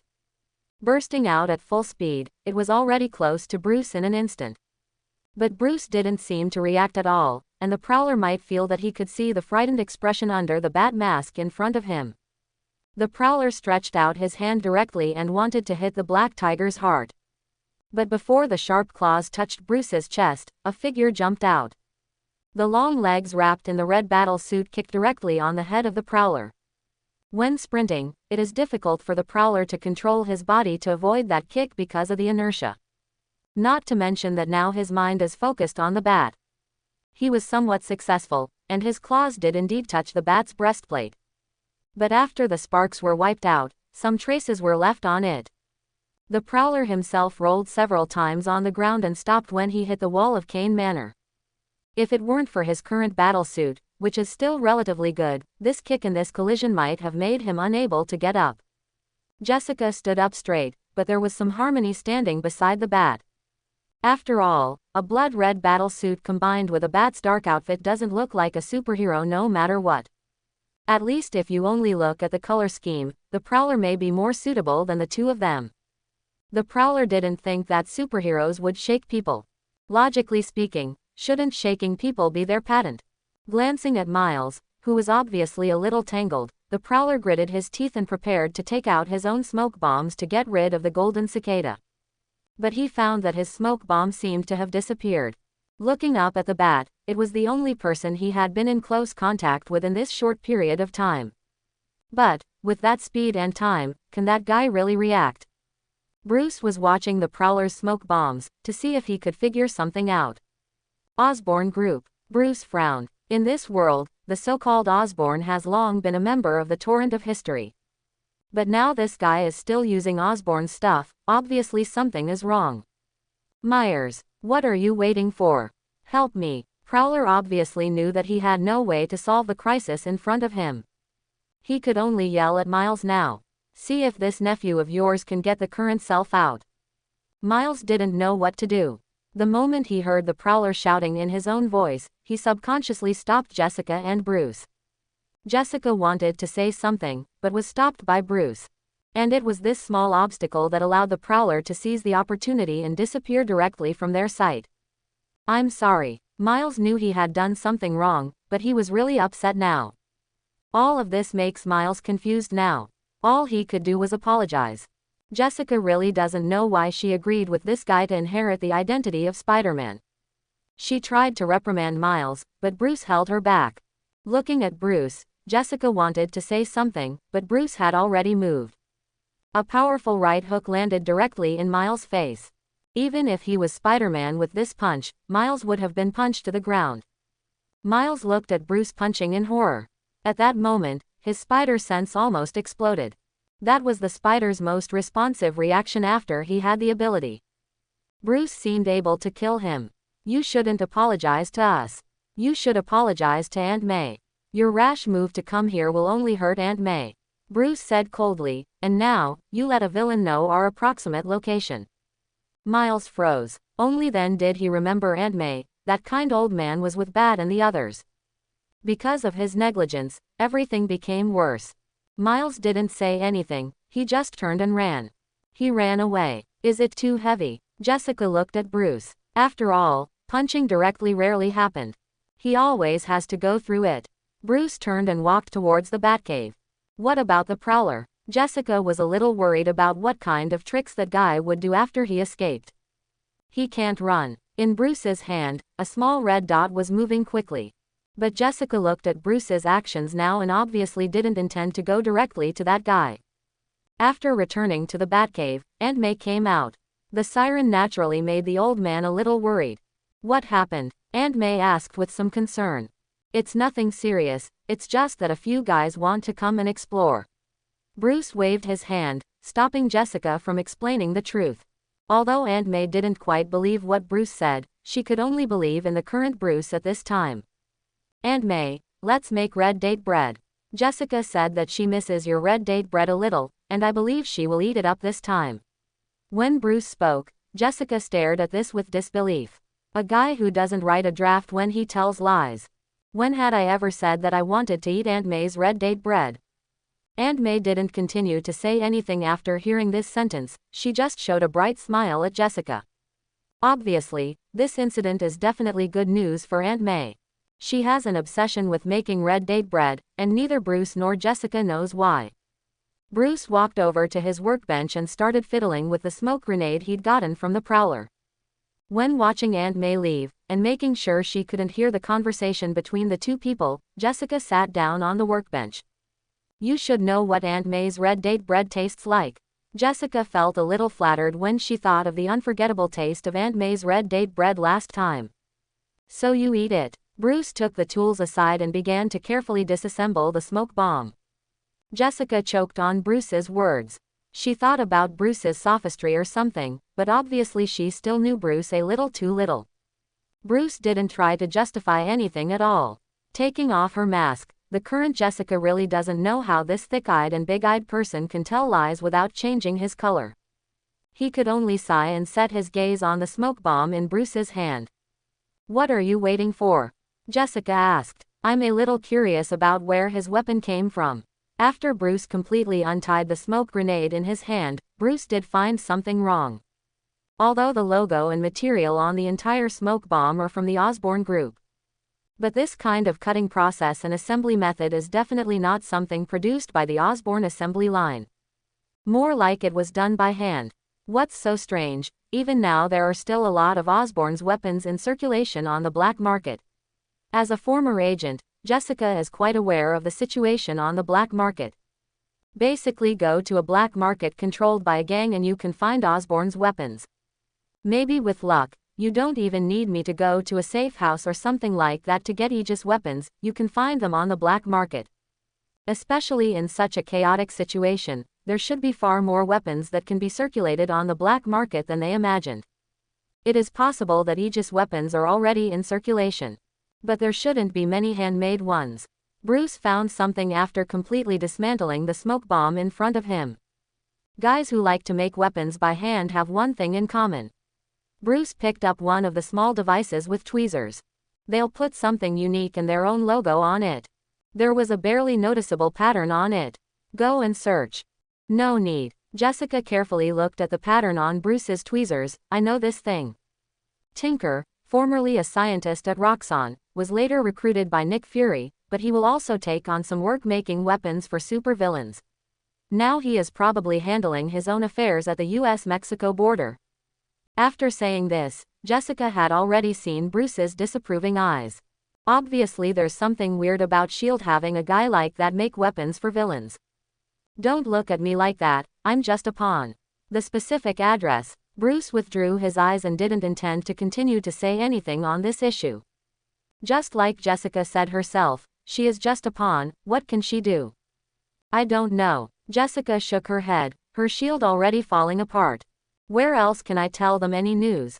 Even Nick Fury himself didn't know where he went. Bruce was not discouraged. If Jessica knew this was a surprise, it would be reasonable not to know. Now I can only use a stupid method. Start to figure out where the Prowler got this thing from. In the information age, even if they have never used any high-tech ideas, they will inadvertently leave their traces. Coming to his own console, Bruce hacked directly into what is now the New York City government archives. Found the Aaron Davis file. On the other side of the file, there is now the trace of Aaron Davis. At this moment, the Prowler is fleeing frantically, and he is quite aware that if he is not out of the range of those two guys, it is definitely not a good thing to meet him. But one thing made him understand clearly. That is, Miles seems to still value his relatives more important. This is undoubtedly a point that can be used in his eyes. He has even thought of a plan on how to use this emotion. But before that, he still needs a few helpers. After all, what I am facing is not only my nephew, but also two superheroes who don't know their origins at all. This must definitely be done slowly. As for the consequences, he no longer cared about anything. All he wants is his own wealth. Other things are no longer what he needs for him. When he rushed into the abandoned subway terminal in Brooklyn, looking at the graffiti belonging to Miles on the wall, he just smiled coldly. Of course, Miles had painted on it not only the little graffiti before, but also various other people's appearances. The largest portrait is a girl with short blonde hair. To be honest, he thought his nephew had good taste. If you can listen to your own words and help yourself, then it will be even better. He turned his head and walked in the other direction. He pressed his palms against the empty wall. The originally plain wall slowly opened.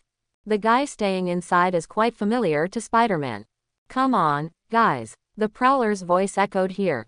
My legs are going to rust. Spanish. A bald man turned around and showed his grim smile. This time, we have to look at the choice of what our Spider-Man will look like. A female voice carried an unconcealable smile. We will succeed. Another voice sounded in the darkness. It seems that our classmate Prowler has stopped in his tracks. Jessica looked at the pattern on one side that had stopped in her tracks. But Bruce didn't react. He just stood up and prepared to start his own action. He had just found the information he wanted. He already knew where the Tinker was. So, are you going to take action? Jessica looked at Bruce, who had already started packing his armor. No, you're still keeping an eye on it. I'll go to the Tinker's place, and that guy is no longer at the US-Mexico border. When Bruce spoke, he was already walking towards the Batwing that was just completed today. That thing was just completed today, are you sure there is no problem? Jessica was a little worried. Even when those large companies manufactured normal aircraft, they had to test it carefully. But Bruce's Batwing doesn't have any tests right now. Everything was done by Bruce himself and then assembled. This makes this thing full of uncertainty now. Bruce didn't say anything to Jessica's doubts, but just said to Jessica, remember to keep an eye on the Prowler, he may do something big quietly. And protect Aunt May, if something happens notice me. I know. After saying that, Jessica might have wanted to say something else when she saw Bruce controlling the platform carrying the Batwing to slowly rise. Finally, the platform slowly closed, and the Batwing turned into a stream of light and disappeared directly into the sky. Jessica, who withdrew her gaze, couldn't help but sigh at Bruce's confidence. Dare to use something that has just been made. At this time, Aunt May also came out with her own red date bread. Where's Bruce? Aunt May was still a little disappointed when she didn't see Bruce. After all, her red date bread this time had an improved recipe. When Aunt May came out with red date bread, Jessica suddenly thought of why Bruce stayed with her. It was normal to stare at the Prowler and protect Aunt May, but it was not normal for her to eat red date bread. Come over and eat the bread. I also paired it with others. It should be good. Aunt May put the bread aside, and there were indeed some thoughtful snacks on the side of the bread plate. Jessica could only stare bitterly at the place Bruce left, then turned to face Aunt May, and said to Aunt May with a flowery smile. The bread is so fragrant. I think Bruce will regret it if he doesn't eat it by then. Jessica looked at Aunt May. Now she really wanted Aunt May to break up the large piece of bread in front of her and at least leave some for Bruce. But Aunt May just shook her head. Bruce's meal is ready, and I will bake it fresh for him when he comes back. After hearing this, although it was not the result I wanted, it seemed not bad either. Jessica's mood improved. Bruce outside was concentrating on his own business, and he already knew the location of the Tinkerer. Hiding in a small city in New Jersey. But as long as you drive for an hour, you can successfully enter New York City, which can be regarded as the most peaceful now. It's also a pretty good choice. I have to say, this guy is quite wise. Knowing that something might go wrong in New York, but also ensuring that I will not be too far away from New York. At least it can ensure that his business will not be easily interrupted. After hovering the Batwing, Bruce directly chose to land from high altitude. With his cape, he doesn't need a parachute at all. He deftly landed not far from the Tinker's house. The guy's fighting power was indeed not particularly strong, but the things in his hands made Bruce a little afraid. Because there is no way to determine whether that guy has any deadly firepower in his hands. Bruce didn't rush straight into the Tinker's house because there was absolutely no heat source in the house under his scan. This is not right. Bruce instinctively felt that something was wrong, and he didn't care about anything else. He kicked the door and entered the Tinker's house. There are obviously traces of someone living in the home, but the living person no longer knows where. A smell like ammonia gas floated over. Bruce closed his mask immediately. The mask is not only bulletproof, but also can protect Bruce from the poisonous gas to the greatest extent. But for this taste, Bruce probably knows what it is. Following the direction of the source of the smell, Bruce came straight to a wall. Bruce just took out a small device and placed it on the wall, and the originally tight wall opened by itself. A room like an arsenal was revealed, as well as a corpse that had already taken on the appearance of a giant. The obvious gunshot marks on his forehead are really too conspicuous. But he can still recognize this guy from his features, which is Bruce's goal this time. Tinker. Bruce frowned and withdrew from here, and called the police in the town where the Tinkerer was located, telling them that after someone died, he had already controlled the Batwing to reload himself. The Tinker is dead. According to the current weather, he should have been dead for about 3 days. Bruce communicated with Jessica as soon as he returned to the Batwing. Although Jessica was eating red date bread with Aunt May and watching the current soap operas in New York City on the console, she was still paying attention to the communication and the problem of the Prowler. Hearing Bruce's words, Jessica put down the bread in her hands in a panic, for fear that Bruce now knew what she was doing. But think about it, isn't it Bruce's doing to eat bread by himself? Naturally, he is magnanimous. But when she heard the news that the Tinker was dead, Jessica also frowned. The person who killed him was probably the Prowler. Bruce was able to identify the guy who killed the Tinker by comparing the approximate location where the Prowler appeared before and the time he went out to carry out his own activities. It's just that Bruce didn't know why he killed the Tinker. After all, as long as the Tinker is alive, it means that they can have weapons without having to worry about their source being traced. But he killed the Tinker directly. It can only be said that the Tinker should know something that he doesn't know. As for the uneven distribution of the spoils, it never entered Bruce's mind. Because the Tinker guy is a bit interesting. He only provides weapons and only charges for weapons. What he did with his weapon, he didn't ask, didn't care. The Prowler's location has been relocated, and he is heading towards an apartment in Brooklyn. Jessica immediately told Bruce about the Prowler's information. Before Bruce could finish speaking, there was already a huge riot in New York City. Dr. Octopus and Scorpion appear near the bank. There's another one, I haven't seen it before. Although she said so, Jessica looked at the guy's appearance. No matter how she looked familiar. The things attached to his body seemed to be somewhat similar to the things that were once contained by Aegis for research. As the place where the Prowler went to be Miles' home, Bruce had already realized immediately that the place where the Prowler went must have quite special significance. And the relationship between two people, in the eyes of the Prowler, may already be the thing he can use to the greatest extent. All he had to do was to turn the little black spider's worst fear into reality. Yes, he will be able to reach Miles' home in a few minutes. Jessica's hand quickly operated on the operating table, and quickly gathered the path of the Prowler. Do I need to notify Miles? Jessica's proposal was directly rejected by Bruce.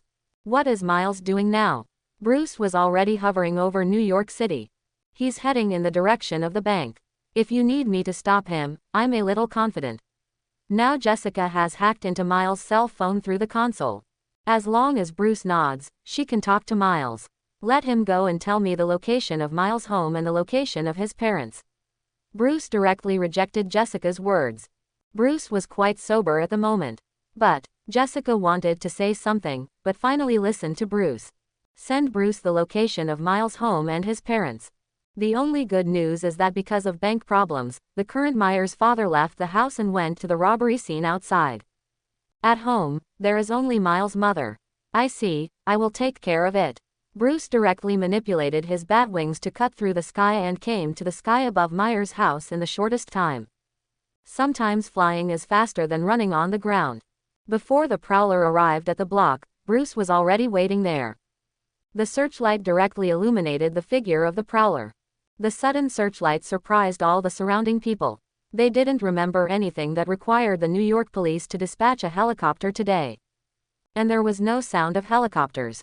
Although Miles' mother wanted to know what was happening outside, the first thing she had to do to watch the excitement in this place in America was her own safety. So Miles' mother was naturally watching what happened outside nervously in her own home. And silently prayed that there would be no major disturbances. It's better not to be like New York before. It's just that the current Prowler squinted his eyes and looked up at the sky. Where is the police helicopter? It is obviously an aircraft with a strange shape. If he had seen such a strangely shaped aircraft, his first choice would be to run away. No one knew if it was some guy from S.H.I.E.L.D. who came directly. But now he won't choose that way. Especially when you see your target appearing, you will not turn around and leave. He tightened the accelerator and headed straight for his target. Bruce was not surprised at all by Prowler's current choice. He directly hovered the Batwing and rushed out of the cockpit. Relying on the speed of the fall and the strength of his armor, Bruce greeted the Prowler directly. Bruce's direct hit the now Prowler straight off his motorcycle. A beautiful turn made Bruce stabilize his figure now. Lightly fell to the ground. Bruce looked at the prowler, who was a little confused after being hit by him, and had to admit that it was no wonder that this kind of guy could be Spider-Man's enemy. With this kind of physical fitness, it can be said that he can kill most people in an instant. Your plan failed. Bruce's voice was low and hoarse. But these words made the prowler, who was slowly waking up, laugh. He clutches his chest, where it hit Bruce earlier when he fell from the sky. Ha ha ha, cough. Although the current prowler wanted to laugh out loud, it was obvious that he was still injured by the previous impact. Some are out of breath. I really don't know why you superheroes meddle in other people's family affairs. Now the prowler just smiled and straightened up, but the eyes hidden behind the mask did not set his sights in front of him, on the bat. He was just looking around at the location where he could take action and whether there were any hostages around that he could control. It is a pity that after experiencing the turmoil in New York overnight, the emergency avoidance level of New Yorkers for such things is almost full. There was not a single soul to be seen on the street. In the end, the prowler could only set his sights on Bruce.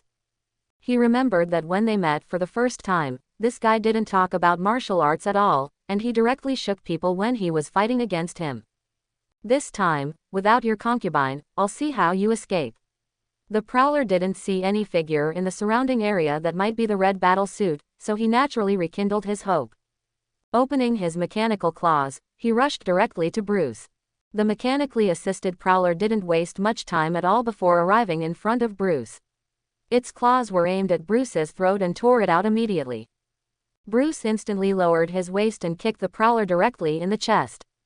While kicking the prowler directly, he also used the kick that kicked the prowler to do somersaults backwards.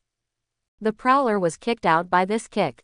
The prowler once again suffered a heavy blow to his chest. Even though his physical fitness and suit were indeed powerful, he couldn't stand being attacked in one place all the time. But one thing he is sure of now is that the man in front of him is not as powerful as Spider-Man. If it were Spider-Man, he would probably be lying on the ground right now.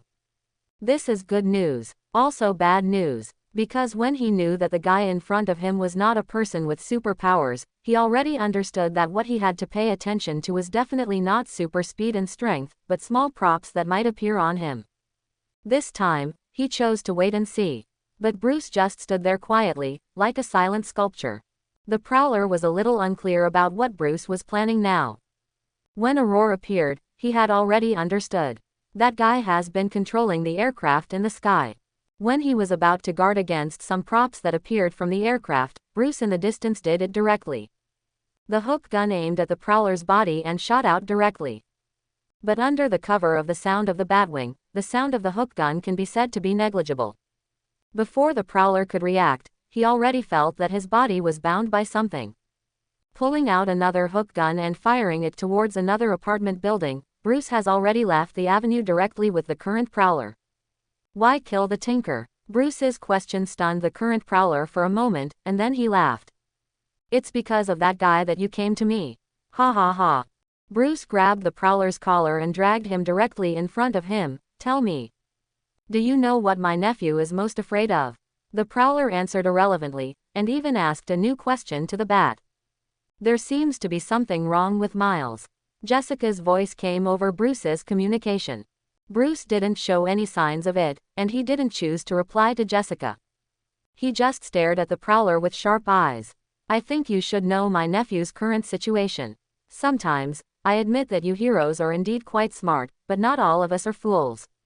Although the prowler has been completely trapped by the rope, but now the mood is obviously a little excited. Because his plan did succeed. In other words, their guy's plan was successful.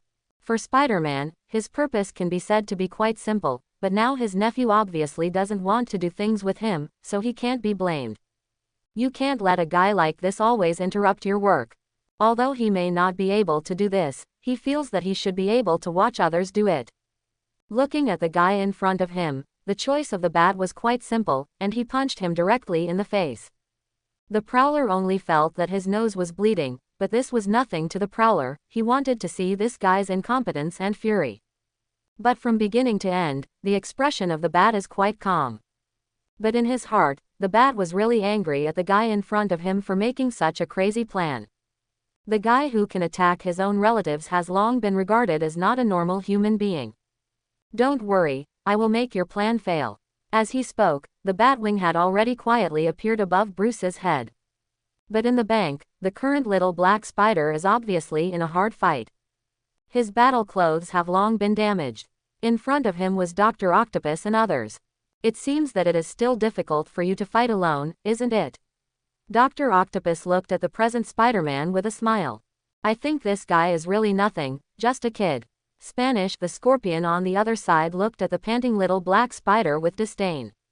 I thought you had been sent to prison a long time ago. Little black spider still forced himself to speak to the two guys in front of him.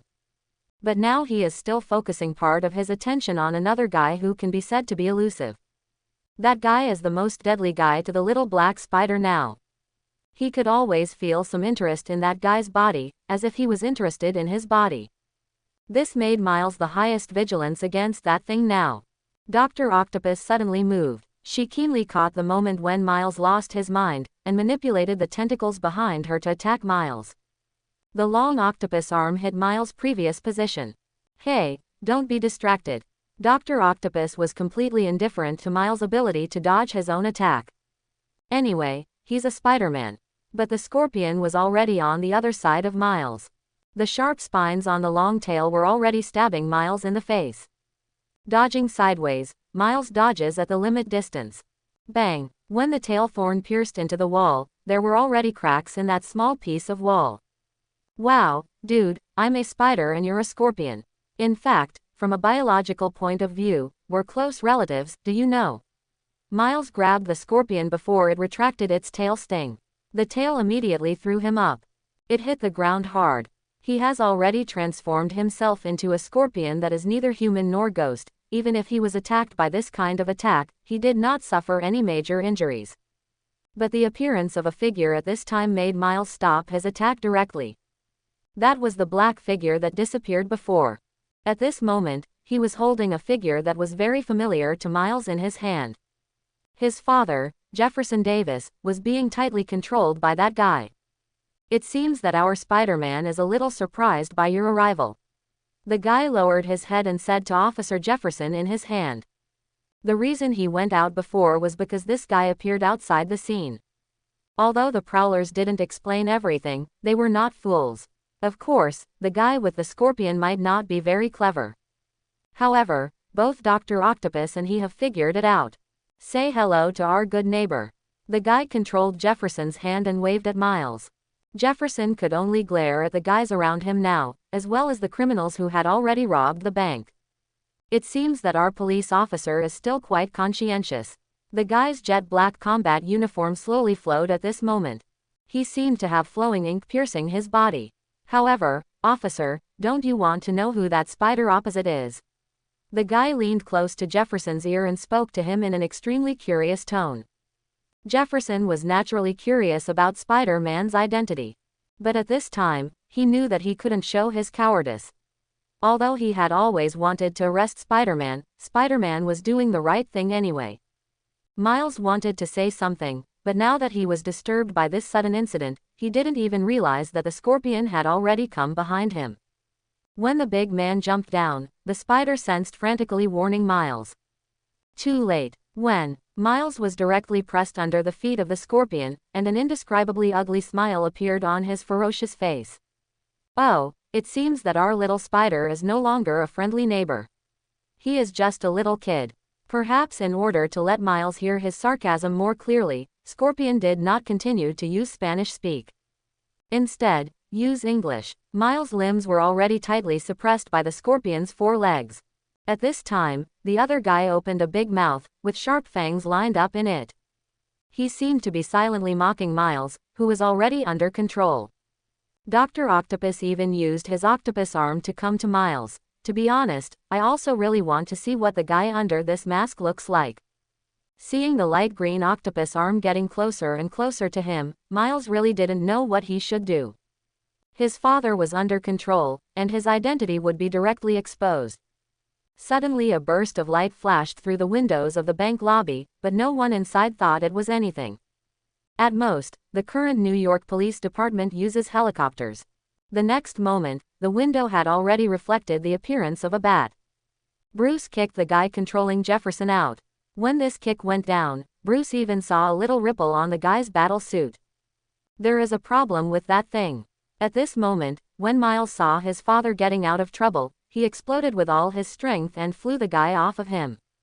3 steps and 2 steps came to Jefferson's side. After seeing that his father had no major problems, he also stood by Bruce's side. It's obviously a game between us and the spider. Why did someone come here who doesn't know the so-called? The guy who was kicked out by the bat was directly stuck to the wall. It's like being Spider-Man, Jessica's voice suddenly screamed when she saw the guy sticking to the wall. I remembered, that thing is very similar to the symbiote that S.H.I.E.L.D. gathered at that time. Codename Venom. Okay, the matter ends here. In other area.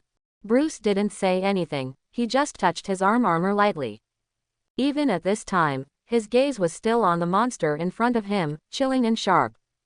It's just that Bruce now knows that the things that can be contained by S.H.I.E.L.D. definitely have something special about him. In the Batcave, the information Bruce sent back was displayed on the big screen. After seeing Bruce's message, Jessica immediately started taking action. Why did you come here to find trouble with us? We are just here for Spider-Man, and we don't want to have anything to do with you. Dr. Octopus spoke with a smile. For them, one more superhero will cause completely uncontrollable variables. And this uncontrollable variable makes them less likely to completely control Spider-Man this time. Although they know that it is useless to say such things to these heroes, at least they have to try. It doesn't take much time. I think what you are doing has something to do with me. Bruce stared at the 3 people in front of him, without any thought of moving. It's naturally related to me that you commit such a crime in New York. Bruce's voice remained unchanged. Do you regard New York as yours? Dr. Octopus saw the shadow of an old friend in Bruce. Although that guy is currently in jail, he has always wanted to dominate New York from the beginning to the end. Wilson Fisk seems to have the same mentality as the man in front of him. The last person who considered New York as his own was still having a party in prison. Dr. Octopus knew that it would just be a war of words. The best way now is to play a good game. Venom and Scorpion have already found the current Spider-Man immediately. As for Bruce, Dr. Octopus controlled his tentacles and already attacked Bruce. The strength and speed of the mechanical tentacles are far beyond ordinary. Although Bruce has always focused his attention on Venom, it does not mean that he is not on guard against others. The first time Dr. Octopus attacked, he had already made his own reaction. While turning over to dodge, the batarang was shot out by Bruce. The angle was quite tricky, bending in the air and flying towards the back of Dr. Octopus. No, this little trick can't do anything. Dr. Octopus shook his head and already controlled his tentacles to interrupt the batarang. But when the tentacles touched the bat dart, it exploded directly. The powerful electric current paralyzed that tentacle immediately. The same current is also being passed to Dr. Octopus. But after a burst of electric sparks flashed across her body, there was no more to come. Obviously, for Dr. Octopus, this attack has no effect at all. I thought you would come up with some kind of electromagnetic pulse. Dr. Octopus didn't care about her tentacles that had been paralyzed by the electric current at all, because in just a few seconds, her tentacles had recovered. I think you should have added EMP protection. Bruce was not surprised. When he first saw Peter Parker's various spider suits in the spider cave, he already understood that Spider-Man could be said to have used various methods to fight against his enemies. Dr. Octopus in front of him must have tried the taste of electricity. Very smart. If you were not my enemy, I think I would have a good date with you. Dr. Octopus did not stop his attack when he spoke. Tentacles began to rain down on Bruce. Although Bruce was able to fight back while dodging at the first time, it was obvious that Dr. Octopus completely ignored Bruce's current attack. She has 4 tentacles. Just when Bruce once again avoided the attack of one of Dr. Octopus's tentacles, another attack came in front of him. Dr. Octopus grabs an ATM and throws it straight in Bruce's face. This time Bruce surrounded himself with his cloak, lowered his head, and used the strength of the cloak to resist this attack. Wow, I said that Spider-Man can also have a cloak. At this moment, Miles was a little embarrassed when facing these two guys, but at least he was stronger than before. This allowed him some time to observe the battle between Bruce and Dr. Octopus. This one glance gave him the defensive stance of Bruce using his cloak. Can't help talking with some excitement. Better worry about yourself, Spider-Man. Scorpion was really furious at the fact that Miles almost ignored himself. Venom's response was simple and direct. He threw out a symbiote tentacle, wrapped it around Miles' neck, and smashed Miles against the wall. There were even some cracks in the wall. I can feel its love for you, and the emotion that wants to devour you. I don't know why Spider-Man seems to have always been the chosen one. Venom said to Miles now with his mouth open, talking. While speaking, the long tongue kept stroking Miles' mask. It's like a pervert is doing something that people don't want to see. Oh, dude, to be honest, your tone is a bit heavy. While speaking, Miles was looking for his own way to break the situation, and his spider sense was frantically warning him. The guy in front of him really wanted to eat him directly. He really doesn't have the energy to check on Bruce now. After Bruce went through the last attack, he had already thrown out the smoke bomb and directly left the frontal battlefield with Dr. Octopus. Hey, baby, don't hide. Even though Dr. Octopus scanned the smoke bomb for the first time, he still didn't find any figure. Various examples in his memory have already told Bruce that there are too many improvements that can be made to things like smoke bombs. Even in the current universe, Bruce still adds lead powder to the smoke bomb. Bruce had already put on his mask at this moment. He was scanning Dr. Octopus, who was looking around for him. Those tentacles have obviously been transformed by that guy into a creature-like appearance. Although there are still electronic devices inside, that guy has already taken all precautions. EMP may not be useful for a while. But one thing is that there will be no change from beginning to end, even though the tentacles used by Dr. Octopus are no longer purely mechanical. But she still needs the chip implanted in her spine for supply. Moreover, in order to make himself more compatible with the chip, the current Dr. Octopus specially created a suit to make every movement of his limbs on the tentacles. Also, in order to get closer to the state of the octopus, she also performed additional neural processing on the storage position of the octopus tentacles on the back, so that she can control them to perform different operations at the same time. Hey, Bat, I found you. At this time, Dr. Octopus found the bat in the shadows, and immediately rushed towards Bruce. Coincidentally, that's what Bruce wanted too. When Dr. Octopus rushed towards him, Bruce hung the hook gun directly from the ceiling and passed directly over Dr. Octopus' head. After landing lightly, Bruce had already turned to look at Dr. Octopus, who had turned his direction again. I thought you would have a good fight with me, and I would be quite happy to watch you die. Dr. Octopus launched his attack again with a smile. A tentacle hit Bruce directly on the head. But this time Bruce had no intention of evading, he just stood there, waiting for the tentacle. Although this attitude of non-resistance made Dr. Octopus a little unhappy, but at this point, it doesn't matter whether he resists or not. Just when the tentacle was about to touch Bruce, the thing stopped. Dr. Octopus was a little disbelieving, because she could feel that her tentacles no longer listened to her. What did you do? Dr. Octopus immediately shouted to Bruce in front of him. She is quite confident in her technology, and it is impossible for her technology to have any problems. The only possibility is that the guy in front of him did something to his tentacles, making them unable to move. I have to say that it is a pretty good idea to replicate the electrical signals of the neurons in your limbs so that your tentacles can simulate the transmission of electrical signals, but once it is breached, your tentacles will naturally be useless.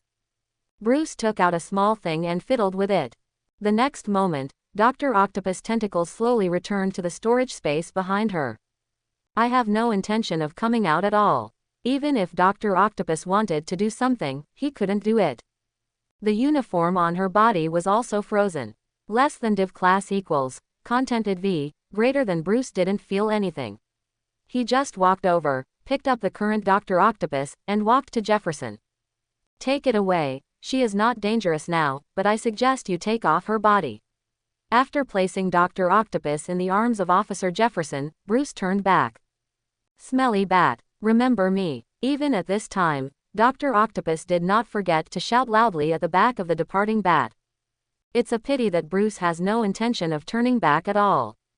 He's watching what's going on in the bank right now. It has to be said that Miles' learning ability is indeed quite good, and now he has been able to find his own counterattack time in the face of the attacks of Venom and Scorpion. Occasionally, he can even punch a guy and fly him out. Like the guy who landed in front of Bruce now. Scorpion had already anticipated these Spider-Man's strange powers. After all, I had dealt with another Spider-Man for more than 10 years before. It's just that I still feel a little frustrated. After all, I have transformed myself into this kind of inhuman and ghost-like appearance, and there is still no way to directly fight Spider-Man.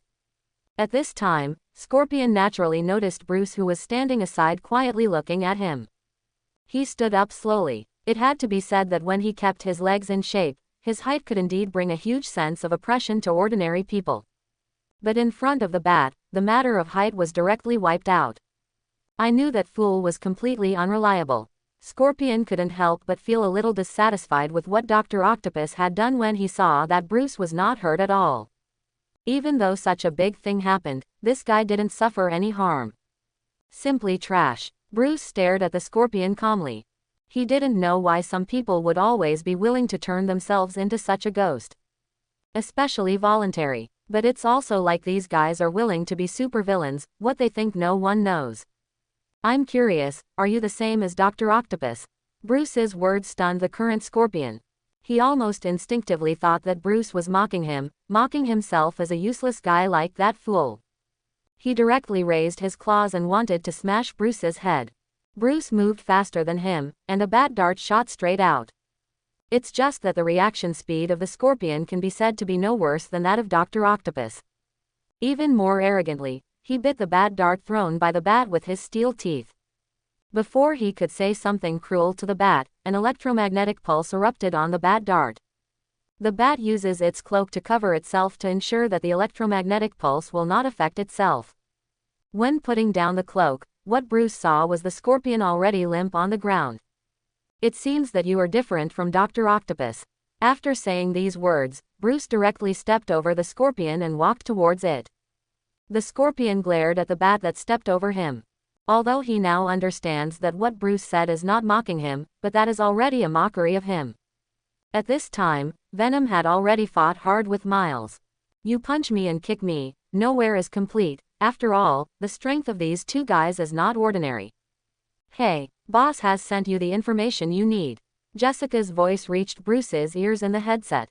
Looking at the dense data in front of him, Bruce had to lament that S.H.I.E.L.D.'s research on this kind of thing is indeed quite deep. Almost all the habits of Venom have been explained above. They have even conducted human research with executed prisoners, and that thing can indeed turn people into superhumans after being possessed. But at the same time, it can make people become manic and murderous. Although completely unconscious, the Venom symbiote possesses a will of its own and is able to act independently of its host.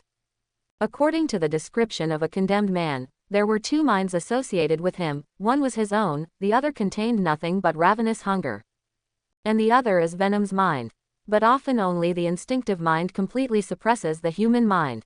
Too simple thinking is really impossible for people. But these things are not important to Bruce.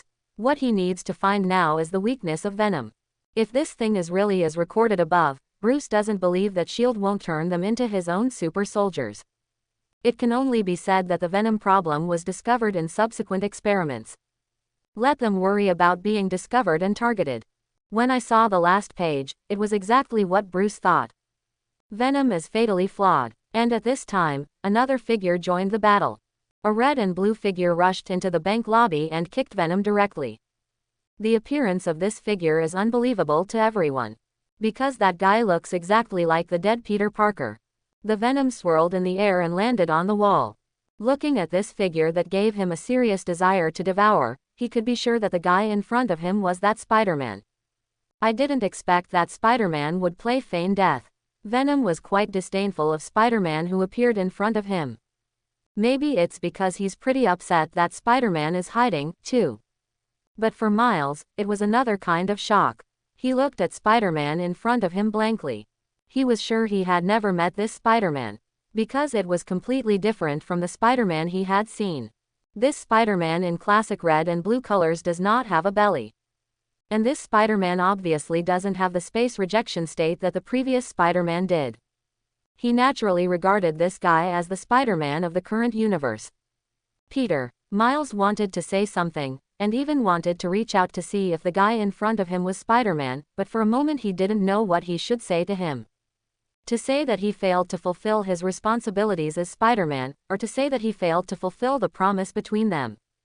At this time, he suddenly felt a little timid. Although Peter Parker, who came here, saw the little black spider next to him, he didn't say anything. He just thought it was something similar to his own clone. It's not like I haven't seen it in my own universe. Ben Reilly, Kane Parker, aren't they all? I don't remember that I would play this trick, I just remember that I seemed to knock you out before. Peter Parker said, looking at Venom. Although the Venom in front of him looks a little different from the guy he won. But Peter Parker was sure it was Venom. Because no one has such a ferocious mouth. Bruce looked at the situation in front of him and frowned. He can be sure that the Spider-Man in front of him is definitely not from this universe. Things were getting more and more confusing. Really, Venom smiled. Peter Parker made his own attacking gesture, looking at Venom seriously. Yes, although I don't know what deal you made with the mysterious guest, or who you found as your host, but rest assured, I will let you go to jail honestly.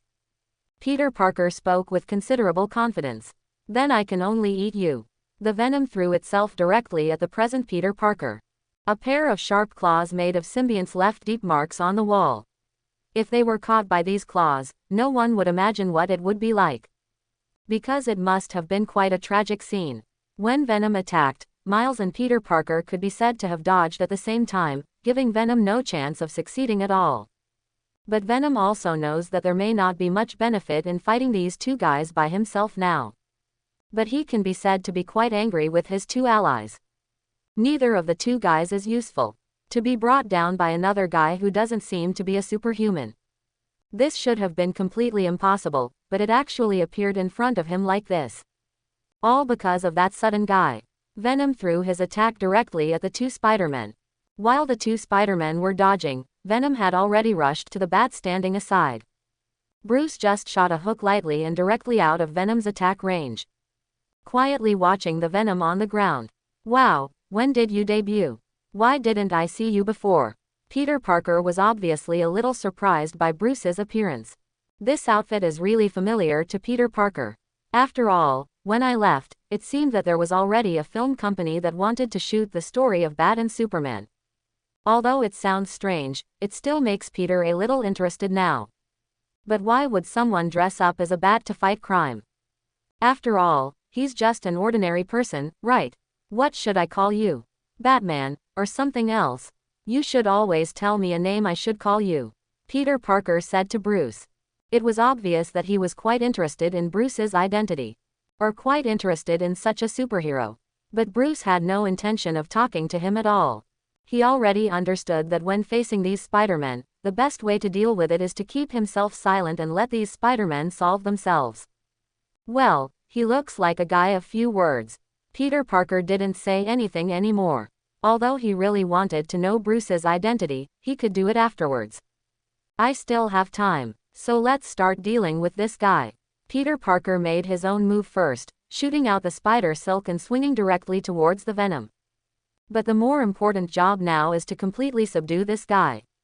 Obviously you have changed your skin. Although I know that you can change this skin at will, I don't know if my method is very effective for you now. Peter Parker kicked the Venom directly, just looking for a position where you can make your plan succeed. After all, his sonic attack is in this kind of place, so he must have something to help him. As for other methods, they are obviously not possible here.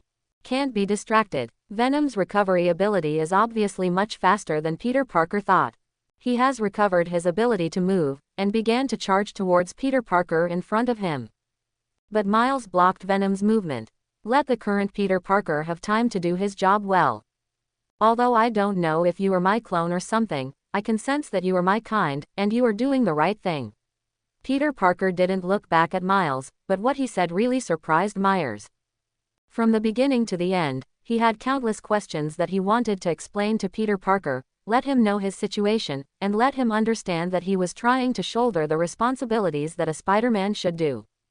But in this case, he seemed to have nothing to say. Because Venom has already started its own attack. Man, I think you might need to give yourself a good rest. The dark circles under your eyes are really too heavy right now, Miles said to Venom. But the Venom didn't respond. He opened his mouth wide and wanted to bite Miles' head. Wow! Immediately after Miles screamed, he was out of the range of Venom's attack. It was at this time that Peter Parker finally found a device that could release noise. Put your own gadgets into the device in front of you, and the extremely explosive heavy metal music inside has already been played through the radio in the bank lobby at this moment. But the expected situation did not happen. The Venom still firmly occupied the man's body, without any trace of falling off. This made Peter Parker a little puzzled. He remembered quite clearly that he used this method when he got out of the Venom, but why his noise attack now has no effect on the Venom? Logically speaking, the symbiote has no resistance to this attack, but the current Venom is indeed immune to his noise attack. Could it be that this thing has evolved? Peter Parker was a little confused. But for Miles now, the voice from Peter Parker is definitely a kind of devastation for him. It has to be said that the heavy metal music that Peter Parker chose to restrain Venom is definitely the kind of thing that only experienced heavy metal music fans will listen to. It's just that this music, to other people's ears, is nothing more than howling ghosts and howling wolves. Just when Peter Parker was confused, Bruce had come to him. That guy needs your help, go over and help, and I'll take care of the rest. Bruce had already given his instructions to Peter Parker as soon as he arrived. Although he didn't know where this bat came from, Peter Parker instinctively believed in this bat. Actually, I really defeated this symbiote before, and I don't know why, my method is useless to him today. Before leaving, Peter Parker was still facing Bruce, explaining that he really did it over this matter. Bruce ignored Peter Parker. He just pulled out the USB flash drive inserted by Peter Parker, and the howling heavy metal music stopped instantly. Well, although I know my music isn't very good either. Peter Parker rejoined the battlefield. At this moment, he had stuck one of Venom's feet with his own spider silk, and threw him directly into the wall. Peter Parker's immense strength smashed Venom right through the wall. The falling gravel concealed the Venom's state. Helping Miles, who was obviously having a headache, Peter Parker said apologetically. Sorry, I thought my method would work. So you're really Spider-Man, aren't you? Miles didn't have any complaints about what Peter Parker did. I should be Spider-Man, but maybe not your Spider-Man. No matter how dull Peter Parker is now, he can still feel the difference between this world and his own. Less than div class equals, contented V, greater than a Venom that is completely different from his former enemy, a Spider-Man who still looks like he may be a clone of himself. There is also the most fundamental difference, that is, the abbreviation of the New York Police in this universe is not NYPD but PDNY. As Peter Parker looks for a device that will play heavy metal music, he happens to catch a glimpse of the initials on the police car outside.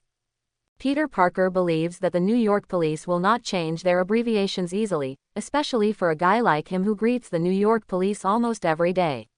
He will definitely be the fastest to know about any major changes in the New York Police, one of the people. But now Peter Parker is even more surprised that Mysterio actually built a device that can travel through space, and it is no longer just a phantom trick. When you first saw it, you really thought it was Spider-Man from our universe coming back. Miles was a little emotional after saying this. Although Peter Parker also wanted to continue talking to Miles, the sound coming from Venom forced him to focus on Venom. The guy pushed away the gravel on his body at this moment. There was no damage to the black skin. It was estimated that the host inside had been completely healed by the symbiote when the bones were broken. It seems that if I want to understand the world, I have to defeat this guy first. Peter Parker once again prepared for war. So have you ever fought this guy before? Peter Parker asked Miles, since Miles, as the Spider-Man of this world, should have some combat experience. Miles expressed some embarrassment. Actually, it's been less than 3 months since I had the spider ability. After hearing this, Peter Parker really admired Miles. After all, when he started getting into Venom, he already had at least some experience dealing with these guys, but now it seems that Miles is definitely just a rookie. So now we have no way to deal with him, right? You don't know his weakness. Peter Parker already felt the difficulty of this battle. Miles nodded. Okay, I understand. Peter Parker could only attack the venom in front of him as he did when he first came into contact with the symbiote. Although it is clear that that attack method may be harmless to the symbiote, there is no other good way now. That guy is afraid of electricity, strong electricity. Bruce's voice suddenly rang in the ears of Miles and Peter Parker. Both of them were taken aback. If they remember correctly, there is no way for Bruce to speak in such a calm way at the distance from them now. If you want the two of them to hear clearly, you should definitely shout. But Miles presumably knew what Bruce had done. Peter Parker tentatively asked Miles if the guy dressed like a bat was a superpower. I think he might have put something on us that can communicate. Miles knew Bruce's style at that time, and he should have put something on them when they weren't paying attention. Peter Parker wanted to complain, but was interrupted by Venom's voice. Why are you all so willing to love those spiders? Venom's crazy voice showed that his current situation was quite bad. Perhaps it could be said that the symbionts on his body had begun to devour his host because they hadn't eaten for a long time. But in front of him were two extremely delicious Spider-Man waiting for the symbiote to enjoy. Neither the symbiote nor the host was naturally willing to give up just like that. So what should we do now? Peter Parker didn't care about other things now, he asked Bruce. The most important thing now is to completely silence Venom, and if possible, try to make this kind of thing disappear from this world. Seeing next to you, did you destroy the exposed cables because of your fighting? Following Bruce's words, Peter Parker and Miles naturally saw the exposed cable, but that thing was not damaged now. I'll overload the power here in a while, all you need to do is lead the thing there. Bruce had already begun to deploy the surrounding power when he spoke, and it was converging here. And if you want to save people, I suggest you keep a high degree of concentration at all times and bring that guy's host out of Venom's body. I think you heard what that guy said. Peter Parker turned to look at Miles. Then let's take action. Miles shot out his own spider silk and shortened the distance between him and Venom in an instant. A heavy kick directly hit Venom's jaw, but this attack was just a slight stagger for Venom. But that's enough for Spider-Man. Peter Parker had rushed to Miles' side in the shortest time, but his attack was not aimed at Venom's upper body, but kicked directly at Venom's calf. How could Venom be easily felled to the ground by this kind of attack? The symbiote slime it shot directly pulled itself out of the attack of the two Spider-Men. How could Spider-Man let this guy get what he wanted? Almost at the same time, he used the spider silk to keep up with the current Venom. The spider and the Venom dragged their spider silk and symbiote slime in midair, and began to fight in a roundabout way. The spiders have not forgotten their original goal, they are carrying the Venom towards the exposed place of the cable. Perhaps it was because Venom had always wanted to devour the two Spider-Man in front of him, so even if he felt something was wrong, Venom still followed the Spider-Man stubbornly. When the two Spider-Men lightly crossed the exposed cables, Venom behind him just wanted to follow up, and a bat dart had already shot him. Bruce grasped the timing quite accurately, directly interrupting the Venom's action when the old power of the Venom was gone and the new power was not yet born. A strong electric current erupted from the batarang, making the Venom unable to control itself and the host's body for an instant, and fell straight down. When shooting the bat dart at Venom, Bruce shot the second bat dart to cut off the cable directly below. The moment the Venom fell on the cable, Bruce had already pressed the button in his hand, and all the surrounding electricity was sent directly to the bank by Bruce. At this moment, black smoke suddenly emitted from all the electrical appliances in the bank, which was obviously directly burned through by the overloaded current. The Venom, who had also just come into contact with the broken cable, had already realized that it was bad, but at this moment he had no way to get himself out of this predicament, he could only watch himself fall on the broken cable. The moment he came into contact with the electric current, the Venom began to fall off the man's body like a burnt leather sheath. Peter Parker quickly shot out his own spider silk, and before the man had completely touched the cable, he had already pulled the guy out. But this does not mean that Peter Parker will let this guy go. Instead, he will wrap the guy tightly with spider silk to ensure that he will not escape easily. Good job, kid. Peter Parker praised Miles. Although Miles may not have been Spider-Man for a few days, his reactions and skills are already pretty good. At this time, the bat could use the hook gun to shoot the hook, and slowly landed in front of the two Spider-Men. Wow, man. If I didn't know that I'm living in the real world of another universe, I really thought you came out of the comic book world. Peter Parker looked at Bruce in front of him and tapped lightly. He tapped Bruce's shoulder armor, and even wanted to touch the bat logo on Bruce's chest. I think we can have a good talk next. Why are you here? Bruce slapped Peter Parker's hand away unceremoniously. You're right. Peter Parker nodded. It is true that this world is another real universe, but this is not his place, and he will go back after all. A roar sounded outside. The Batwing searchlight was shooting in through the window that Bruce had smashed before. Wow, Peter Parker really couldn't control his expression when he saw Batwing. He was really not sure what kind of guy he was next to. I think you should be able to keep up with me. After saying this to Peter Parker, Bruce said to Miles, you still haven't written 2 papers tonight. Hearing this sentence, Miles was numb. He had already put this matter behind him. Miles left. He was quite aware of the importance of those 2 papers to him. If something goes wrong, then his 2 courses are likely to fail. Especially Spanish. My mother would be pissed off if she found out that Miles had failed his Spanish class. He could only say hello to Peter Parker and Bruce, and finally rushed out of the bank building and disappeared into the night. It looks like he's just a child. Peter Parker mercilessly gave such an evaluation of Miles' action. But Bruce had no intention of talking to him. Let's change places. When Bruce said this, he had already used the hook gun to return to his Batwing. He's really a guy who just walks away. Peter Parker shrugged, but quickly followed Bruce's lead. When he really sat on the Batwing, he was so excited that he couldn't help himself. He looked around at every spot in the Batwing, every button, but he knew very well that he couldn't move any of them. No one knows what the functions of the buttons in the Batwing are. If any of the buttons were for emergency escape, wouldn't they be ejected?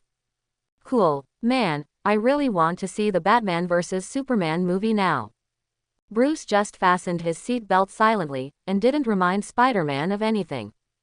Controlling the Batwing, he accelerated directly and flew out. Peter Parker's adrenaline rush was soared by the huge pushback, and he loved it so much.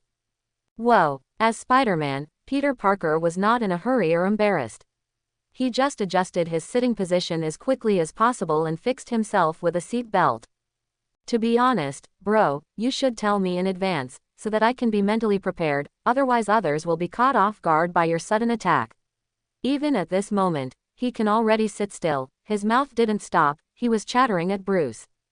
Perhaps this is the reason why Spider-Mons talk about tuberculosis. It seems that they are wearing a mask, but they are actually letting themselves go. How many days have you been in this universe? Bruce interrupted Peter Parker directly. Just got here today. Peter Parker was looking down through the Batwing window when Peter Parker replied. He had already seen the Kane Manor that had been completely burned down at a glance. That's your Wayne Manor, right? But why has it been burned?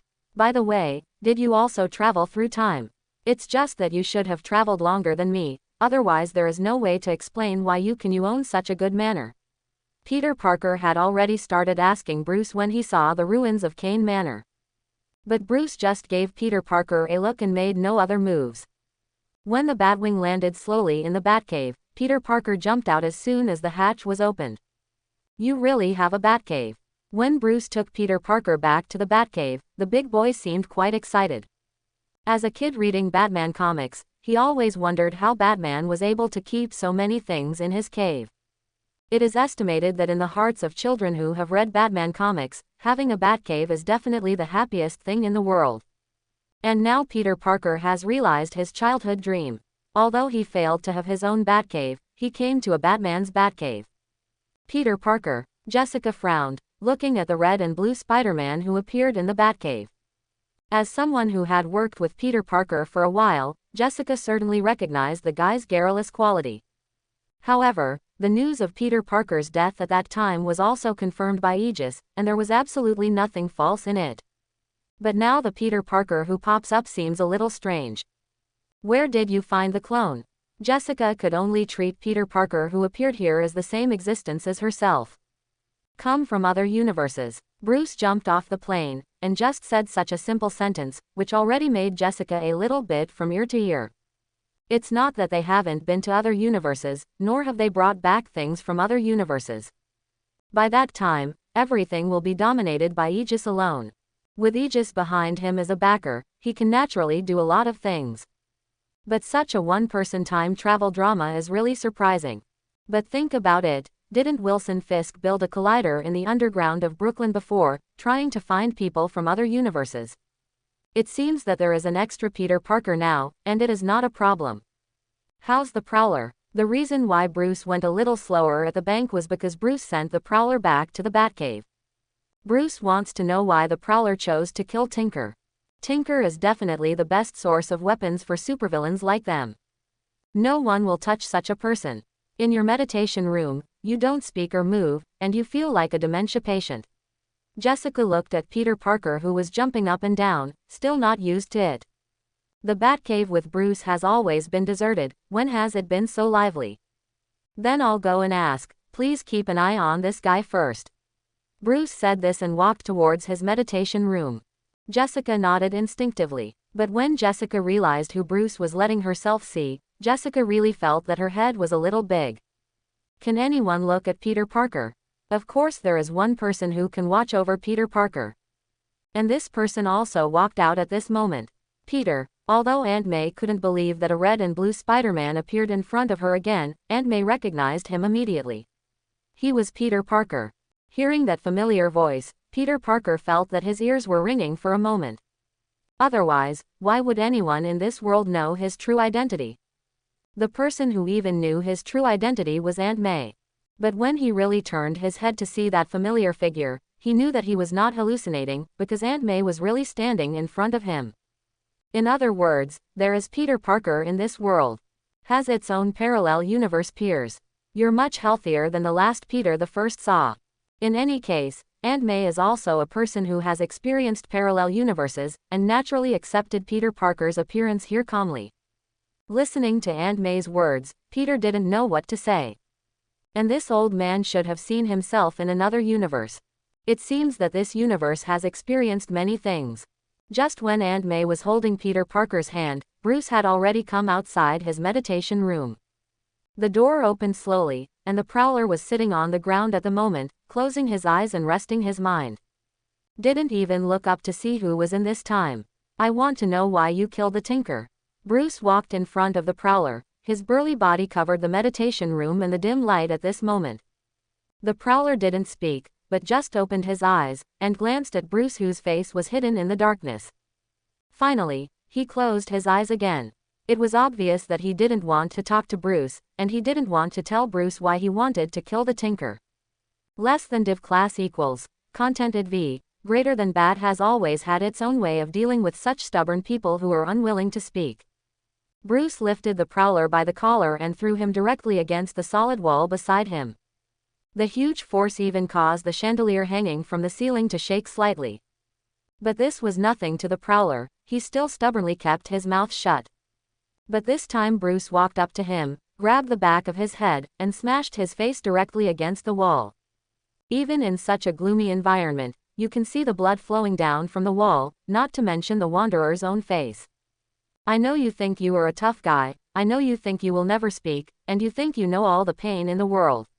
At this moment, Bruce was tugging on the Prowler's collar, staring at the Prowler with his eyes. But I know pain, so sometimes I share some with people like you. The shadow completely shrouded the Prowler's face, and at this moment he felt the fear from that darkness for the first time. What? Painful wailing echoed in the meditation room. The darkness may have been the Prowler's protective color in the past, but from now on, there will always be bats in the darkness watching him eagerly. And the darkness no longer sheltered him. When Bruce walked out of the meditation room, it was completely different from the dim lighting before. The current meditation room is full of bright lights. The bricks and tiles of this huge meditation room were reflected extremely thoroughly. And outside the meditation room, Jessica is waiting for Bruce. Shouldn't you be looking at that guy? Bruce didn't feel much surprised that Jessica appeared here. Someone has already watched him, and he is as well behaved as a baby. Jessica spread her hands, indicating that this matter was no longer within the scope of her work. How could Bruce not know who caught Peter Parker's little spider that went up to the sky? No one else in the Batcave could do it except Aunt May. Did that guy speak? Jessica was a little curious as to what happened inside to make the Prowler change from an indifferent state at the beginning to now turning on the lights inside. Yeah, Bruce nodded. During the interrogation just now, he already knew everything from the Prowler. It has to be said that Tinker is a pretty amazing guy who can make anything. So why did he kill that guy? 2 reasons. The first reason is because the guy helped him deduce that Miles Morales is Spider-Man. When Bruce said the first reason, Jessica couldn't dare trust her ears. This matter sounded a bit ridiculous to Jessica. Just because the other party helped him deduce Spider-Man's identity, he was going to kill the other party. Why? That guy doesn't want other people to know Spider-Man's identity, not even the slightest chance, and his goal is to turn Spider-Man into his criminal helper. If Spider-Man shows up at the door of a bank, do you think he's doing something good, or is he doing something bad? Bruce asked this question, and when Jessica was about to answer that it was a good thing, she was already stunned. Because everyone agrees that Spider-Man is a good person. If the Prowler's plan succeeds, no one will be wary of Spider-Man. What about the second reason? When Jessica asked this question, Bruce and she had already walked to the center of the Batcave, where Peter Parker was talking with Aunt May. The second reason has to do with Peter Parker. Bruce walked up to Peter Parker. At this time, Spider-Man also stood up and looked at Bruce. Although he didn't know what he was talking about, Peter Parker instinctively felt that it might be related to his coming into this world. Prowler is one of the people who has experienced parallel universe events and has seen so many Spider-Mans. When it comes to parallel universe events, Jessica is a little confused. Although it is said that the Big Bang caused by Wilson Fisk was later taken over by S.H.I.E.L.D., Jessica at the time hadn't paid attention to it, and she was still researching her own origin. By the way, he was doing his own work in the team led by Nick Fury. Aegis has some files on that matter, but I guess it's not very detailed. Bruce turned his head and said such a sentence to Jessica. Bruce didn't believe that S.H.I.E.L.D. wasn't even aware of so many Spider-Mans appearing in Brooklyn, New York.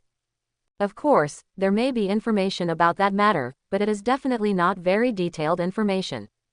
They can only speculate about something to do with Wilson Fisk's collider.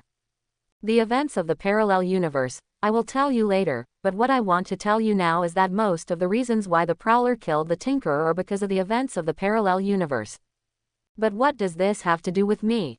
Peter Parker was a little unclear. He was sent to this universe by a mysterious visitor from his own universe, and according to normal principles, he should have nothing to do with this universe. I think the guy who sent you here was definitely a genius with a high IQ. Listening to this sentence, Peter Parker thought about the various behaviors of the Mysterio, and he had to admit that what Bruce said was correct. Mysterio could indeed be regarded as a genius, but he used his genius mind in the wrong place. And that's why I say Tinker is an amazing guy. The Tinker didn't know where he got it from, the original design of Wilson Fisk's collider at that time, and some of the negative energy that escaped when the collider exploded. Those two things, combined with his kind of genius mind, have allowed him to make a small collider. However, his purpose is different from Wilson Fisk's. He doesn't want to bring anyone here, nor does he want to make anyone disappear from his universe. He just wants to expand his business to the entire multiverse. He's quite an enterprising guy. Hearing this, Jessica couldn't help complaining about the Tinkerer's thoughts. Another guy who wants to expand his weapons business to the entire multiverse, he is probably the only one. So just because of this extremely nonsensical reason, the Prowler killed the Tinker. Jessica really couldn't understand the brain circuit of the Prowler now. It does sound like bullshit, but the Tinker at the time was doing business with someone from another universe. Bruce set his sights on Peter Parker. Mysterious guest from my universe. Peter Parker couldn't believe that the culprit who brought him here turned out to be someone from this universe. Yes, the Tinker sold some of the Collider prototype blueprints to Mysterio, and also helped him adjust a few things. Make the teleporter he has not so big. The main reason why the Prowler killed him was because this guy told the Prowler these things about himself. Bruce pressed his brow, unable to understand why the Tinker at the time wanted to pass on such confidential information to the Prowler. Talk things out. Maybe it's to show off your intelligence, or for some other reason. The Prowler chose to cut off this multiverse industrial chain directly at the source in order to avoid so many Spider-Man or other superheroes. So he killed Tinker. But now it's obvious that the mysterious guest in your universe should have completely perfected his teleporter. Bruce also had a headache when he said this. Now I am still in a stage of development, but the events I encounter now are basically things that make me a little bit at a loss. First there were the Spider-Men of the alternate universe, and then there was chaos in America. And now Spider-Man from another universe is brought before him once again. In the final analysis, the reason turned out to be something done by people in our own universe. But the only thing that can be thankful is that the source of this incident is dead. I hope everyone will support it and subscribe more.